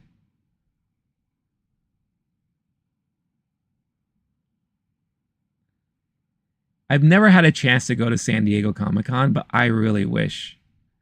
I really wish I could. It's so hard to get there. Whoa, what is that? Oh, a Fantastic Four, yeah! How did they do that?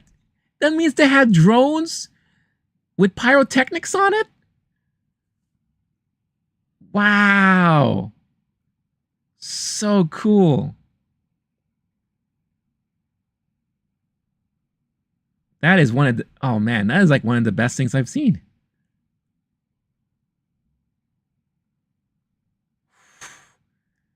Unreal.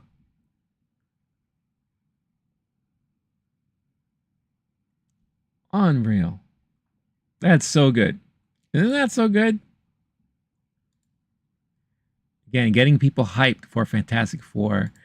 I know Pedro Pascal released kind of like a cast shot of him and his fellow cast members as they're gearing up for their filming of Fantastic Four. So that's awesome. So awesome. Star Lord, are you hailed as the king of ET sitting on the throne of low key ET? Have you phoned home on the ET throne?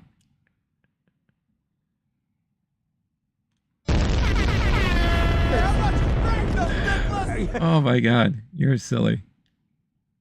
What's low key ET? What is that? Is that a new character I should create? Low key ET?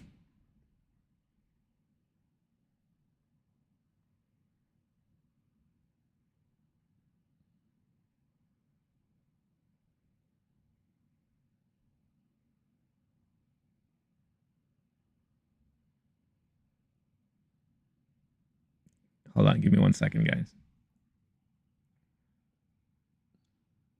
Oh, Octocruel. No, I didn't watch it yet. I haven't had time the last couple of days, honestly.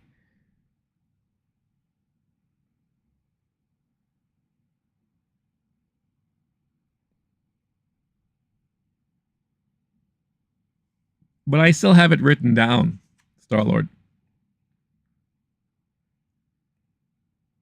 I don't want you to think like I'm ignoring you with your recommendations. I just, honestly, the last couple of days have been crazy for me. So,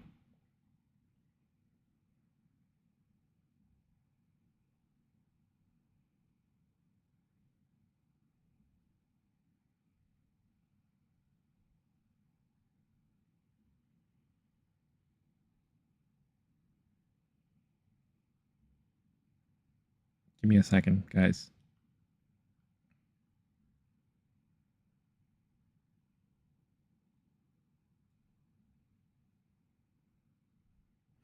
I'm just looking at some headlines here. Looks like currently there's a Rings of Power panel happening at All Hall H. So a lot of people are kind of tweeting about that. I guess Amazon is really pushing that strong at San Diego Comic-Con.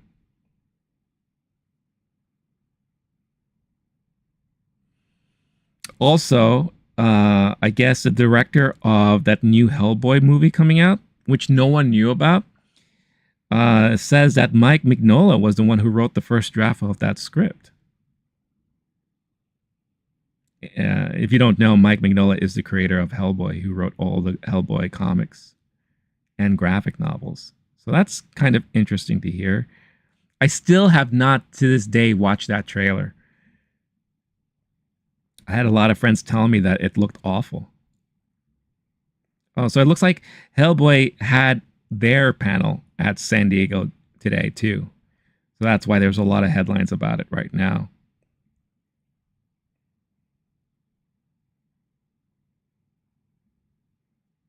I think I think Monday will end up becoming a very long stream because I think that would be like a perfect time to kind of just go over all the news and everything that was kind of mentioned and released for San Diego Comic-Con.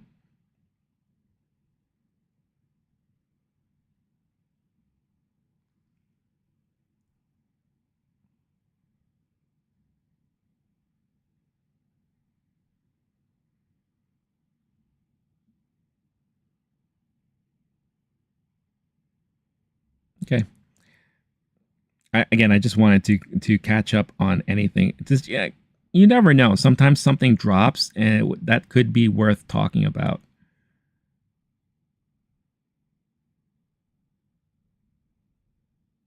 So yeah,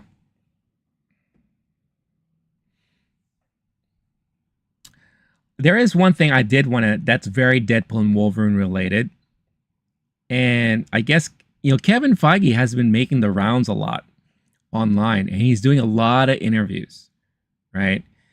That's why there's a lot of like news bits here and there about him and his thoughts on the MCU, the Blade movie, whoever they decide to play Wolverine in the future, blah blah blah.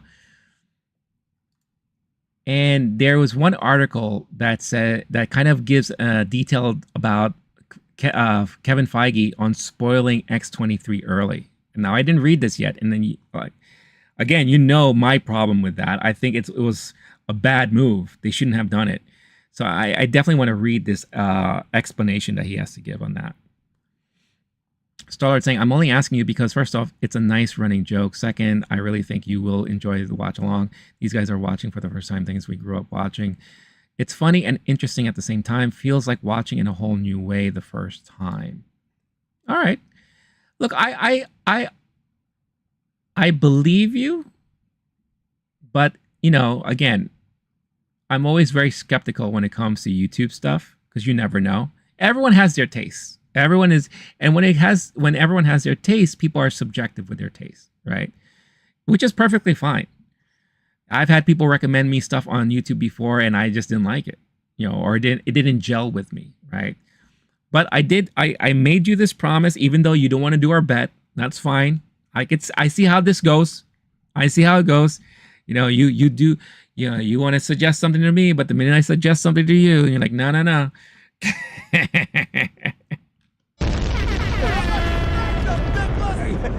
So, like I said, I have it written down right here. See, I said here, Octo Cool, E.T. I have it written down right here. So, the moment I have a free time, a free chance, I will check it out, and then I'll let you know when I do, so that we could have a conversation about it, and then we could kind of have that conversation about, were you right, were you wrong? We'll see. All right, let's check out this article. Kevin Feige explaining why they spoiled X-23 early. Because, again, this was a major problem I had with the trailers and the marketing. One of the biggest draw cards of Marvel Studios' Deadpool and Wolverine is that it has a chock full of cameos with multiple characters either returning or being part of the Marvel Cinematic Universe. Some of those were spoiled early in the promotional material, such as Sabretooth and Toad, but others were under wraps. Then in a final trailer for the film, just 1 week before its release, Marvel surprisingly revealed the return of Dafne Keen's X-23 from Logan. Why did they give that away? It was all to do with the premiere. Marvel chief Kevin Feige tells Variety it was in part due to Dafne Keen's desire to attend the film's premiere on Monday night in New York City. He says Dafne really wanted to go to the premiere, and we said, well, she really can't come to the premiere because it would be a spoiler. We hadn't shown it yet. Surprisingly, Disney was on board and wanted to tease the appearance, as well as it offered an emotional core of the movie to get people to go. He adds the Disney marketers now exactly when to push a little forward and pull a little back. The comments come as Deadpool Wolverine director Sean Levy told THR that he foresees more collaborations between Marvel and me, as he was arguably more creatively empowered and trusted on this movie than just about any other I've ever made. Which is along the lines of what I said. When you watch this movie, you can tell and you get that sense of feeling that they allowed him to do whatever he wanted to do. All the jokes that they made against Marvel and Disney and Fox, even DC, they didn't pull any punches at all, which is interesting. Now, this whole thing about Dafne Keen wanting to attend the premiere, why couldn't they just sneak her in? She didn't have to walk the red carpet, and that's one of the reasons why I kind of avoided the premiere. It's here in New York. I probably would have had a small chance to check it out, right? They had it at Lincoln Center where New York Film Festival happens. I probably could have tried to go there myself and see what happens, right? But I didn't want to, because whoever walked on the red carpet might end up becoming a spoiler for the film. And lo and behold, Dafne Keen was there. But if she wanted to attend the premiere, why couldn't they just sneak her, from the back door? Or why couldn't they just sneak her in there? She didn't have to walk the red carpet. So I don't know. I thought that was kind of like, that's kind of a BS explanation if you ask me. But it is what it is. What's going on, Brittany? Hope you're doing well. Ados! What's going, Ados? It's been a while. I hope you're doing well. Hope you had a great week. Are you planning on watching Deadpool and Wolverine? Because that is what we're talking about today. So. Stars, I honestly think at first it won't gel, but it will grow on you. Oh, that's what I tell people that I date. Like, you may not like me now, but I'd grow on you. And, well, grow on you. How about you spank them, dickless? I'm gonna come.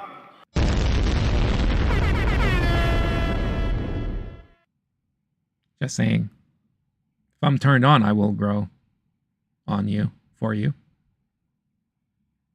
Not gonna lie. So it's also really fast. It's like 30 minutes, edited movie reaction, but it's fun. All right. Say no more. I will check it out the first chance I can.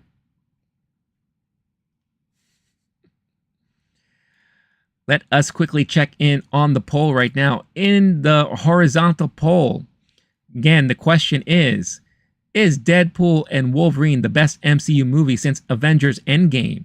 71% says yes, 29% says no.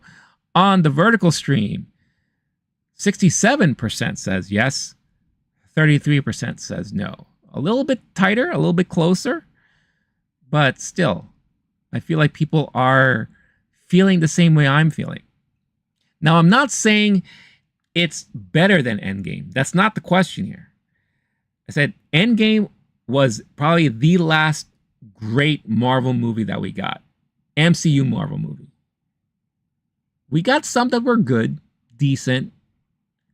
But is this the next best one since Endgame? So, I think it is. Ados, thanks. It's all very nice. I hope the same with you and your family. Oh, thank you, Ados. That's very kind of you. I always appreciate you joining the streams and saying hi. Ados, in Brazil, is there a lot of hype? Is there a lot of excitement for Deadpool and Wolverine? I'm just curious.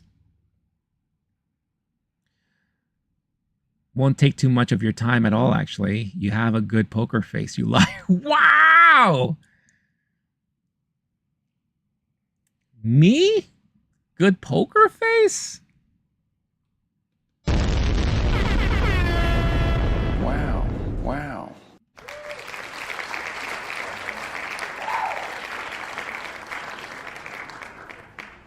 Nah.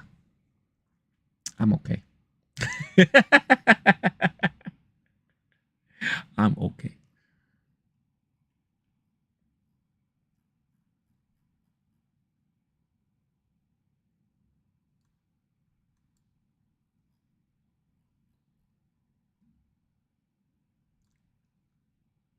Wow, all of a sudden, I just felt very hungry. Have you guys ever got that? Have you guys ever gotten like where you're just sitting down, not thinking about, and then all of a sudden, you're just like, damn, I need food. Run it back. I saw your lying smile. No, no, no, no, no, no lying smile here.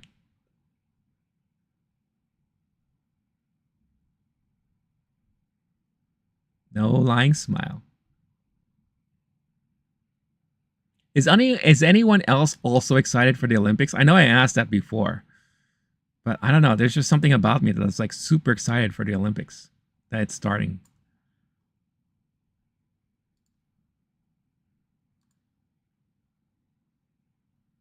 Uh-oh, I have just woken the Night Rider. Yeah! You blew it! Dun dun dun dun dun dun dun dun dun dun bum bum bum bum. All right, I don't want to get copyright stricken because you know my renditions are so accurate.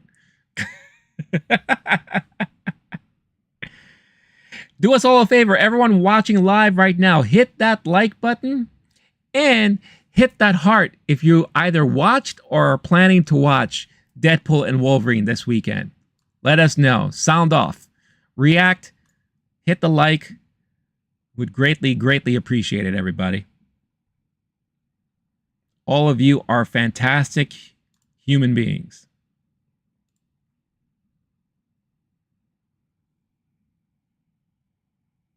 As I take a sip of my drink from my Deadpool cup.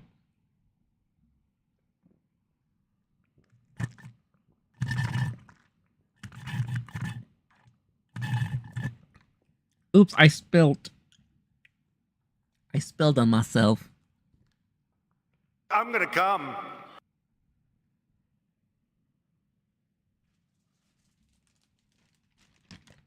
And here's that ASMR I promised everybody.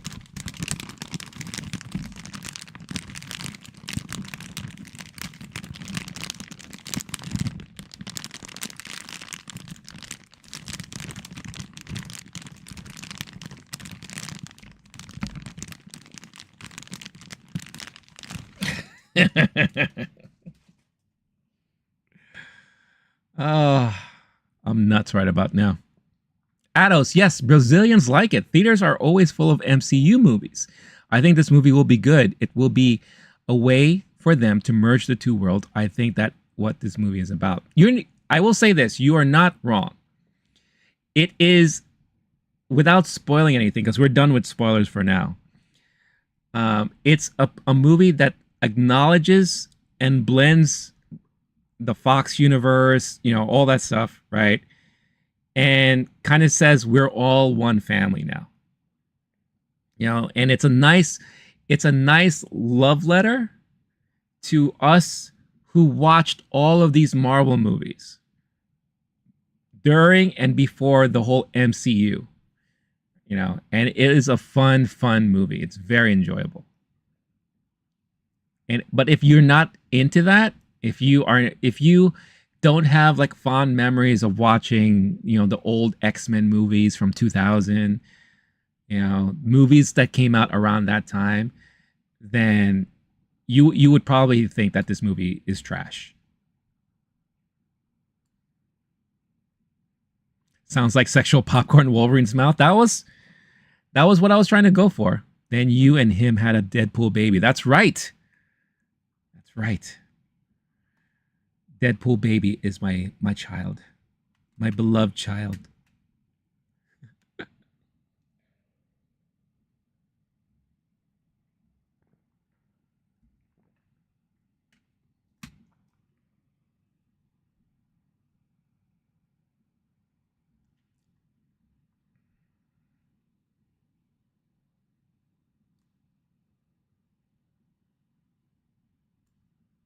You guys have been amazing today. I just checked really quick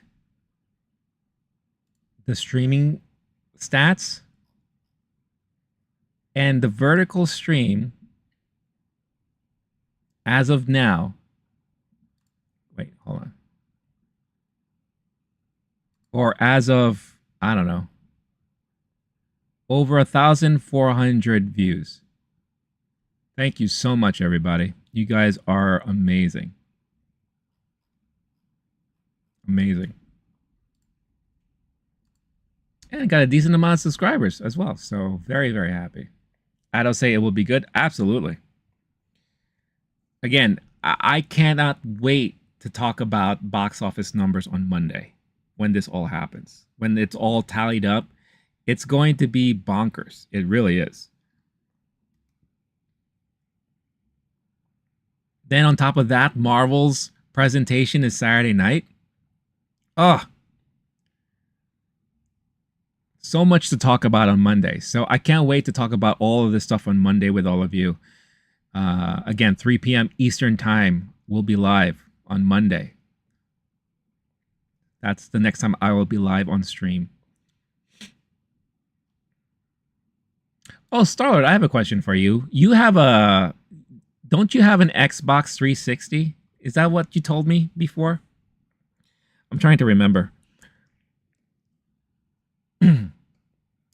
I buried something into Deadpool. I'm gonna come.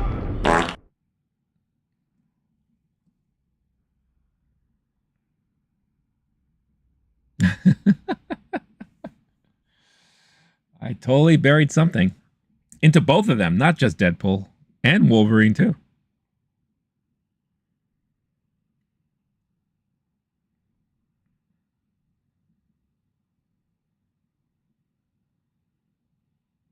Oh, you have an Xbox One. Got it.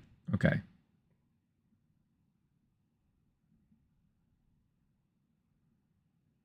Yeah, I'm just trying to think like what kind of games we can play during our gaming stream, our celebration stream.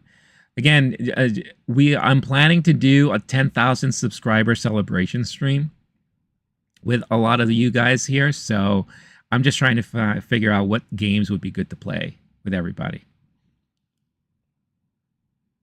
Adam's saying they just need to show something new, and this is the way I think, something new. You will get new, you will get old, you get a good mix of both, and I think the way they handled it is really good. So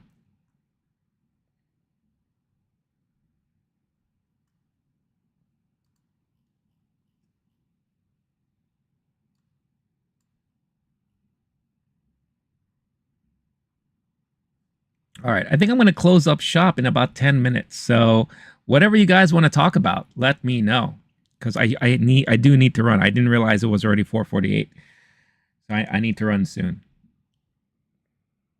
But I'm up to open talk about anything.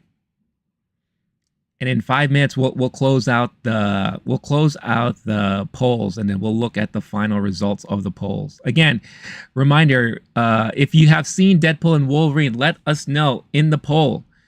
Is Deadpool and Wolverine the best MCU movie since Avengers Endgame? Let us know. Place your votes. Let your voices be heard. Voting matters.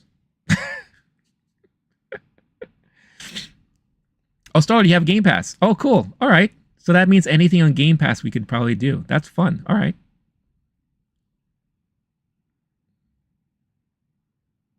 Good to know. And also, what's great about like games like Jackbox, like the trivia stuff, I only need to have it, right? You guys can just join in through like a web browser and all that to play along. So I think that's awesome. Or your phone.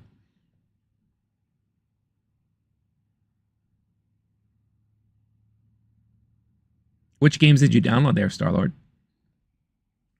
Did you ever play the Deadpool game? That's a game I've been wanting to go back and revisit because I've never fully finished it. I played maybe 60% of it, and then life got in the way. I put it down. And yeah, I feel like I need to go revisit that game because that was a very low-key fun game. I'm surprised not a lot of people talk about that game.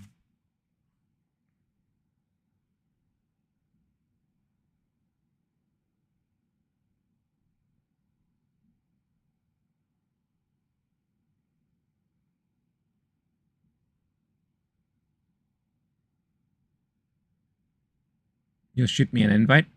Cool. What is my Xbox Live name? Hold on, let me look it up. Because honestly, I forgot. Oh, look at that. Xbox is having some issues. Why is that? All right, I'm going to type it out. So this is me. That's my Xbox gamer tag.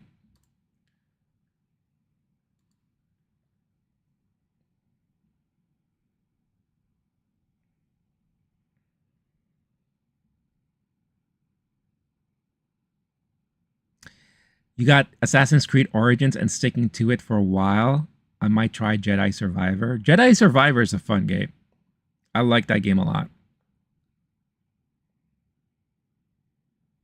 Jedi Survivor I beat last year. I completed last year, and this year I'm trying hard to complete Fallen Wait, hold on. Is Fallen Order is the first one, right? If Fallen Order is the first one, that's the one I beat last year. And then this year, I'm trying to beat the sequel, which I think is Jedi Survivor, right? Am I right? And then I can't wait to check out Outlaws when that comes out. I know that's an Ubisoft game, so I'm sure it's not going to be available on Game Pass day one. I may have to wait a while for that to come out, but that looks like a game that could be fun. Has potential to be fun.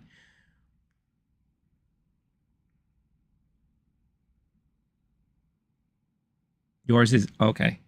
Let me write that down. Where's my pen? Where's my pen?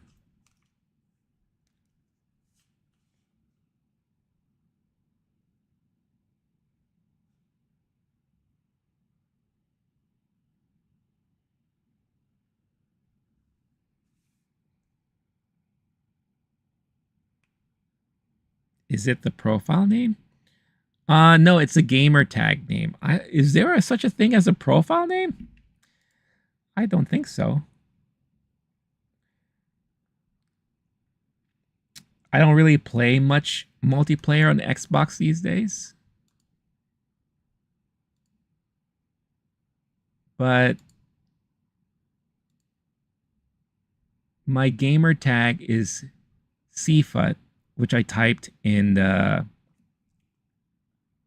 chat. And then you should be able to see like the LOWKEY GEEK logo as my profile picture.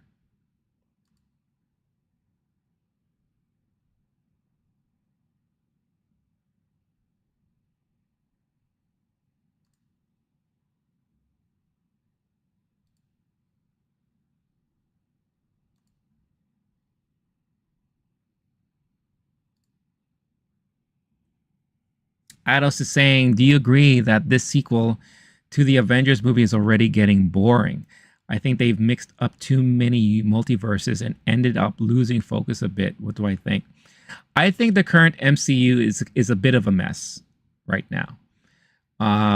The great thing about Deadpool and Wolverine is that it has nothing to do, honestly, with what's happening in the main MCU, like Avengers universe. It stands on its own, which is good. It also doesn't really do anything to push any story forward for the next Avengers movie. It has nothing to do with that. But I think right now the Marvel movies are a bit suffering, and I think they're trying very hard to fix it all. You know, I mean, Captain America, the next one, looks interesting. But at the same time, the trailer made me feel like I was watching a trailer for a TV show and not necessarily a movie. They definitely need to figure something out and close out the multiverse stuff. I think a lot of people were thinking that this movie, Deadpool and Wolverine, was going to do that. It doesn't. If anything, it just said that anything's possible that can happen. So if they ever do whatever the Secret Wars movie would be, that could be the one that would finally like close a lot of things up. But we're talking about several years from now at this point, you know. But I agree with you. There's a lot of problems with MCU right now, and I hope they can figure it out and correct it, because right now it's a little messy. It really is.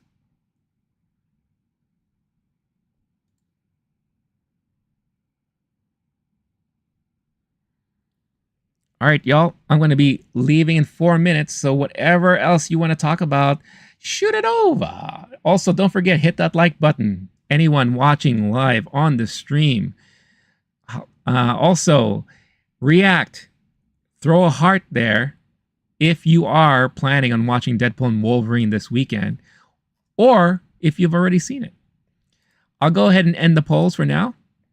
I think we already know our answers from both streams. On the vertical stream, the end result is, to the question, is Deadpool and Wolverine the best MCU movie? since Avengers Endgame. 65% says yes, 34% says no out of 26 votes. So thank you so much for voting. Really greatly appreciate it. And then in the main horizontal stream, we have 71% says yes, 28% says no out of 7 votes. So again, thank you all for voting. Very much appreciate it all. So again, reminder, I will be back live again on Monday, 3 p.m. Eastern. We'll talk about the box office results of Deadpool and Wolverine. Everyone else is going to suffer big time. All the other movies, poor movies, they're going to suffer. Twisters will probably at most make $10 million over the weekend, I think. They're going to have a huge drop because of Deadpool and Wolverine. And then we'll talk about everything that's worth talking about from San Diego Comic-Con. I'm sure there's going to be a lot of Marvel stuff to talk about. You know, I'll be really excited to see what they're going to be revealing. Are we going to have another Kevin Feige on stage with a giant timeline behind him? An updated timeline? Who knows? We'll see.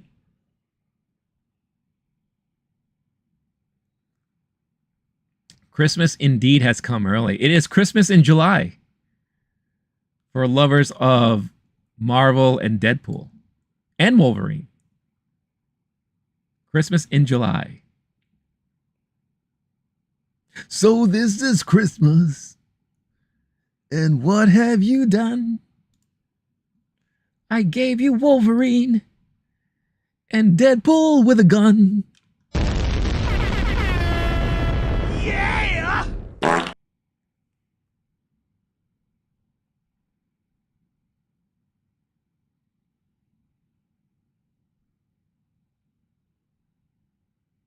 Ho, ho, ho, that box office. That's right. Marvel and Disney are going to be ho, ho, hoing all the way to the bank. Telling you.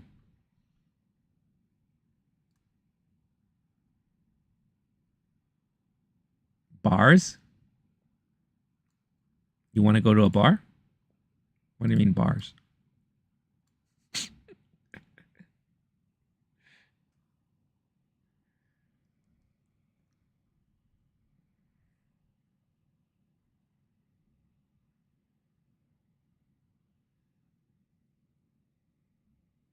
I may have to get some food the minute I stop streaming.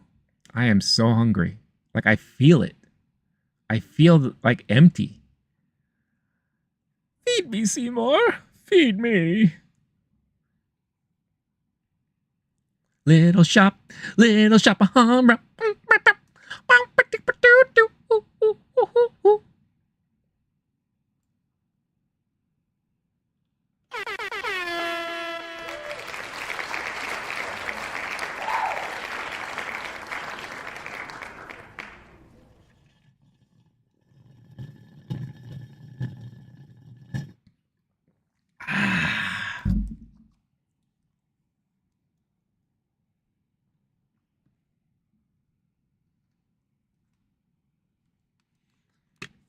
Ados, which character do you think should be explored more in MCU? Which of them have potential but are being left out?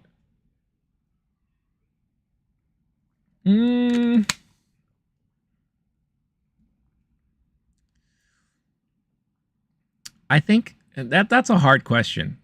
I think right now, outside of the Fantastic Four, which we're finally going to get, and whatever they decide to do with X-Men, which is yet to be determined, I would prefer they don't introduce any more new characters. I think they need to figure out how to focus on everyone that they've introduced us to and where they really want to go with these people. So I would prefer they don't introduce any more new characters and figure stuff out with what we have going on now. Separately, I can't wait for Daredevil to pop up on Disney Plus, because that's a character that I think we're missing right now. A more grounded, more relatable type of character. Yeah, we got him in She-Hulk, but he was like a parody of himself at that point. But I would really love them to focus on who the main bad guy is supposed to be. You know, when Thanos was the main villain in the MCU, we had years and years and years of speculation, wondering how he's going to play a part in all of this, wondering when that final battle will take place. And what we got was glorious, was unbelievable. They need to figure out who that person is going to be next. Because Kang obviously ain't it no more. And even Kang himself felt very not fully thought out, you know, if I'm to be completely honest. So if I had a choice, I think, and again, with Fantastic Four coming out, I think Doctor Doom is a must. We need Doom to be around for a while. We need him to be the guy behind the curtain, plotting, figuring stuff out. You know, if Galactus is going to be a part of that, you know, I could see there be potential, like maybe I help you, you help me kind of thing, you know? So, if anything, I think Marvel needs to focus on who their bad guy is going to be, in order for people to be really invested as to what the stakes are like for these heroes that we are being introduced to, and these heroes that we're constantly trying to follow. Because right now, there's no major stakes. There's no major threat. Which leads to no real care, you know? And at least with Deadpool and Wolverine, it gave us something that we could care about for the moment. Because we like this character. This guy is funny. He's crazy. He's funny. We love Wolverine. Everyone loves Hugh Jackman's Wolverine. You know? And now they're together. We get to see them have their little adventure together. It works. And at the end of the day, when the story's all said and done, we're not left hanging, oh, what's going to happen with these two? Because anything can happen. At least we know now that they are part of the MCU in a certain way. And I can be patient, you know? So, be a Marvel disciple, not a Disney Judas. That's right.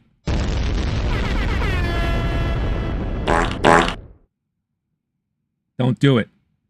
Yeah! You blew it! Fuck off! Oh my. How about you thank them, dickless? I'm gonna come. Wow. Okay. Well, there you go. I just went through my entire soundboard. All right, y'all. I think that is where I'm going to call it for now. I got to go jet. I got to go take care of some stuff on my end for the rest of my Friday. But thank you so much, everyone, for joining in on this conversation. As always, joining in on this Friday stream. Really greatly appreciate all the support and all the great conversations and all that. Huge blah, blah, blah, blah. Let's try that again, shall we? Huge shout out to Star-Lord 7. Always appreciate you, my man. Always appreciate you. Jester, always a pleasure having you on the stream. Karthik, who joined in earlier and chimed in earlier. RL, I don't know exactly what you were trying to say, but I appreciate you tuning in. And then, of course, on the vertical stream, Ados, always a pleasure having you here. MJ2 Studios, Ravi and Sorana. Arnold briefly joined in. Clone Wars for Life. Again, I wish him luck on his competition tomorrow. I hope he does well. I hope he kills it. Scorched and Anoop. Greatly appreciate all those people who joined in. Brittany even saying hi. And for all of you guys just watching, even if you didn't comment, thank you so much for tuning in and you know, enjoying the stream. Hopefully you enjoyed the stream. A great way to show that you did is hitting that like button. Make sure you hit that like button. And one last time, react. Throw hearts up in there if you're planning on watching Deadpool and Wolverine this weekend. Show your love and support and all that. All right, everybody. I hope you have a wonderful weekend, a wonderful rest of your day. I will be back live again on Monday. Until then, stay cool, stay classy, stay safe. I will catch you all in the next one. Peace out, y'all. Bye-bye.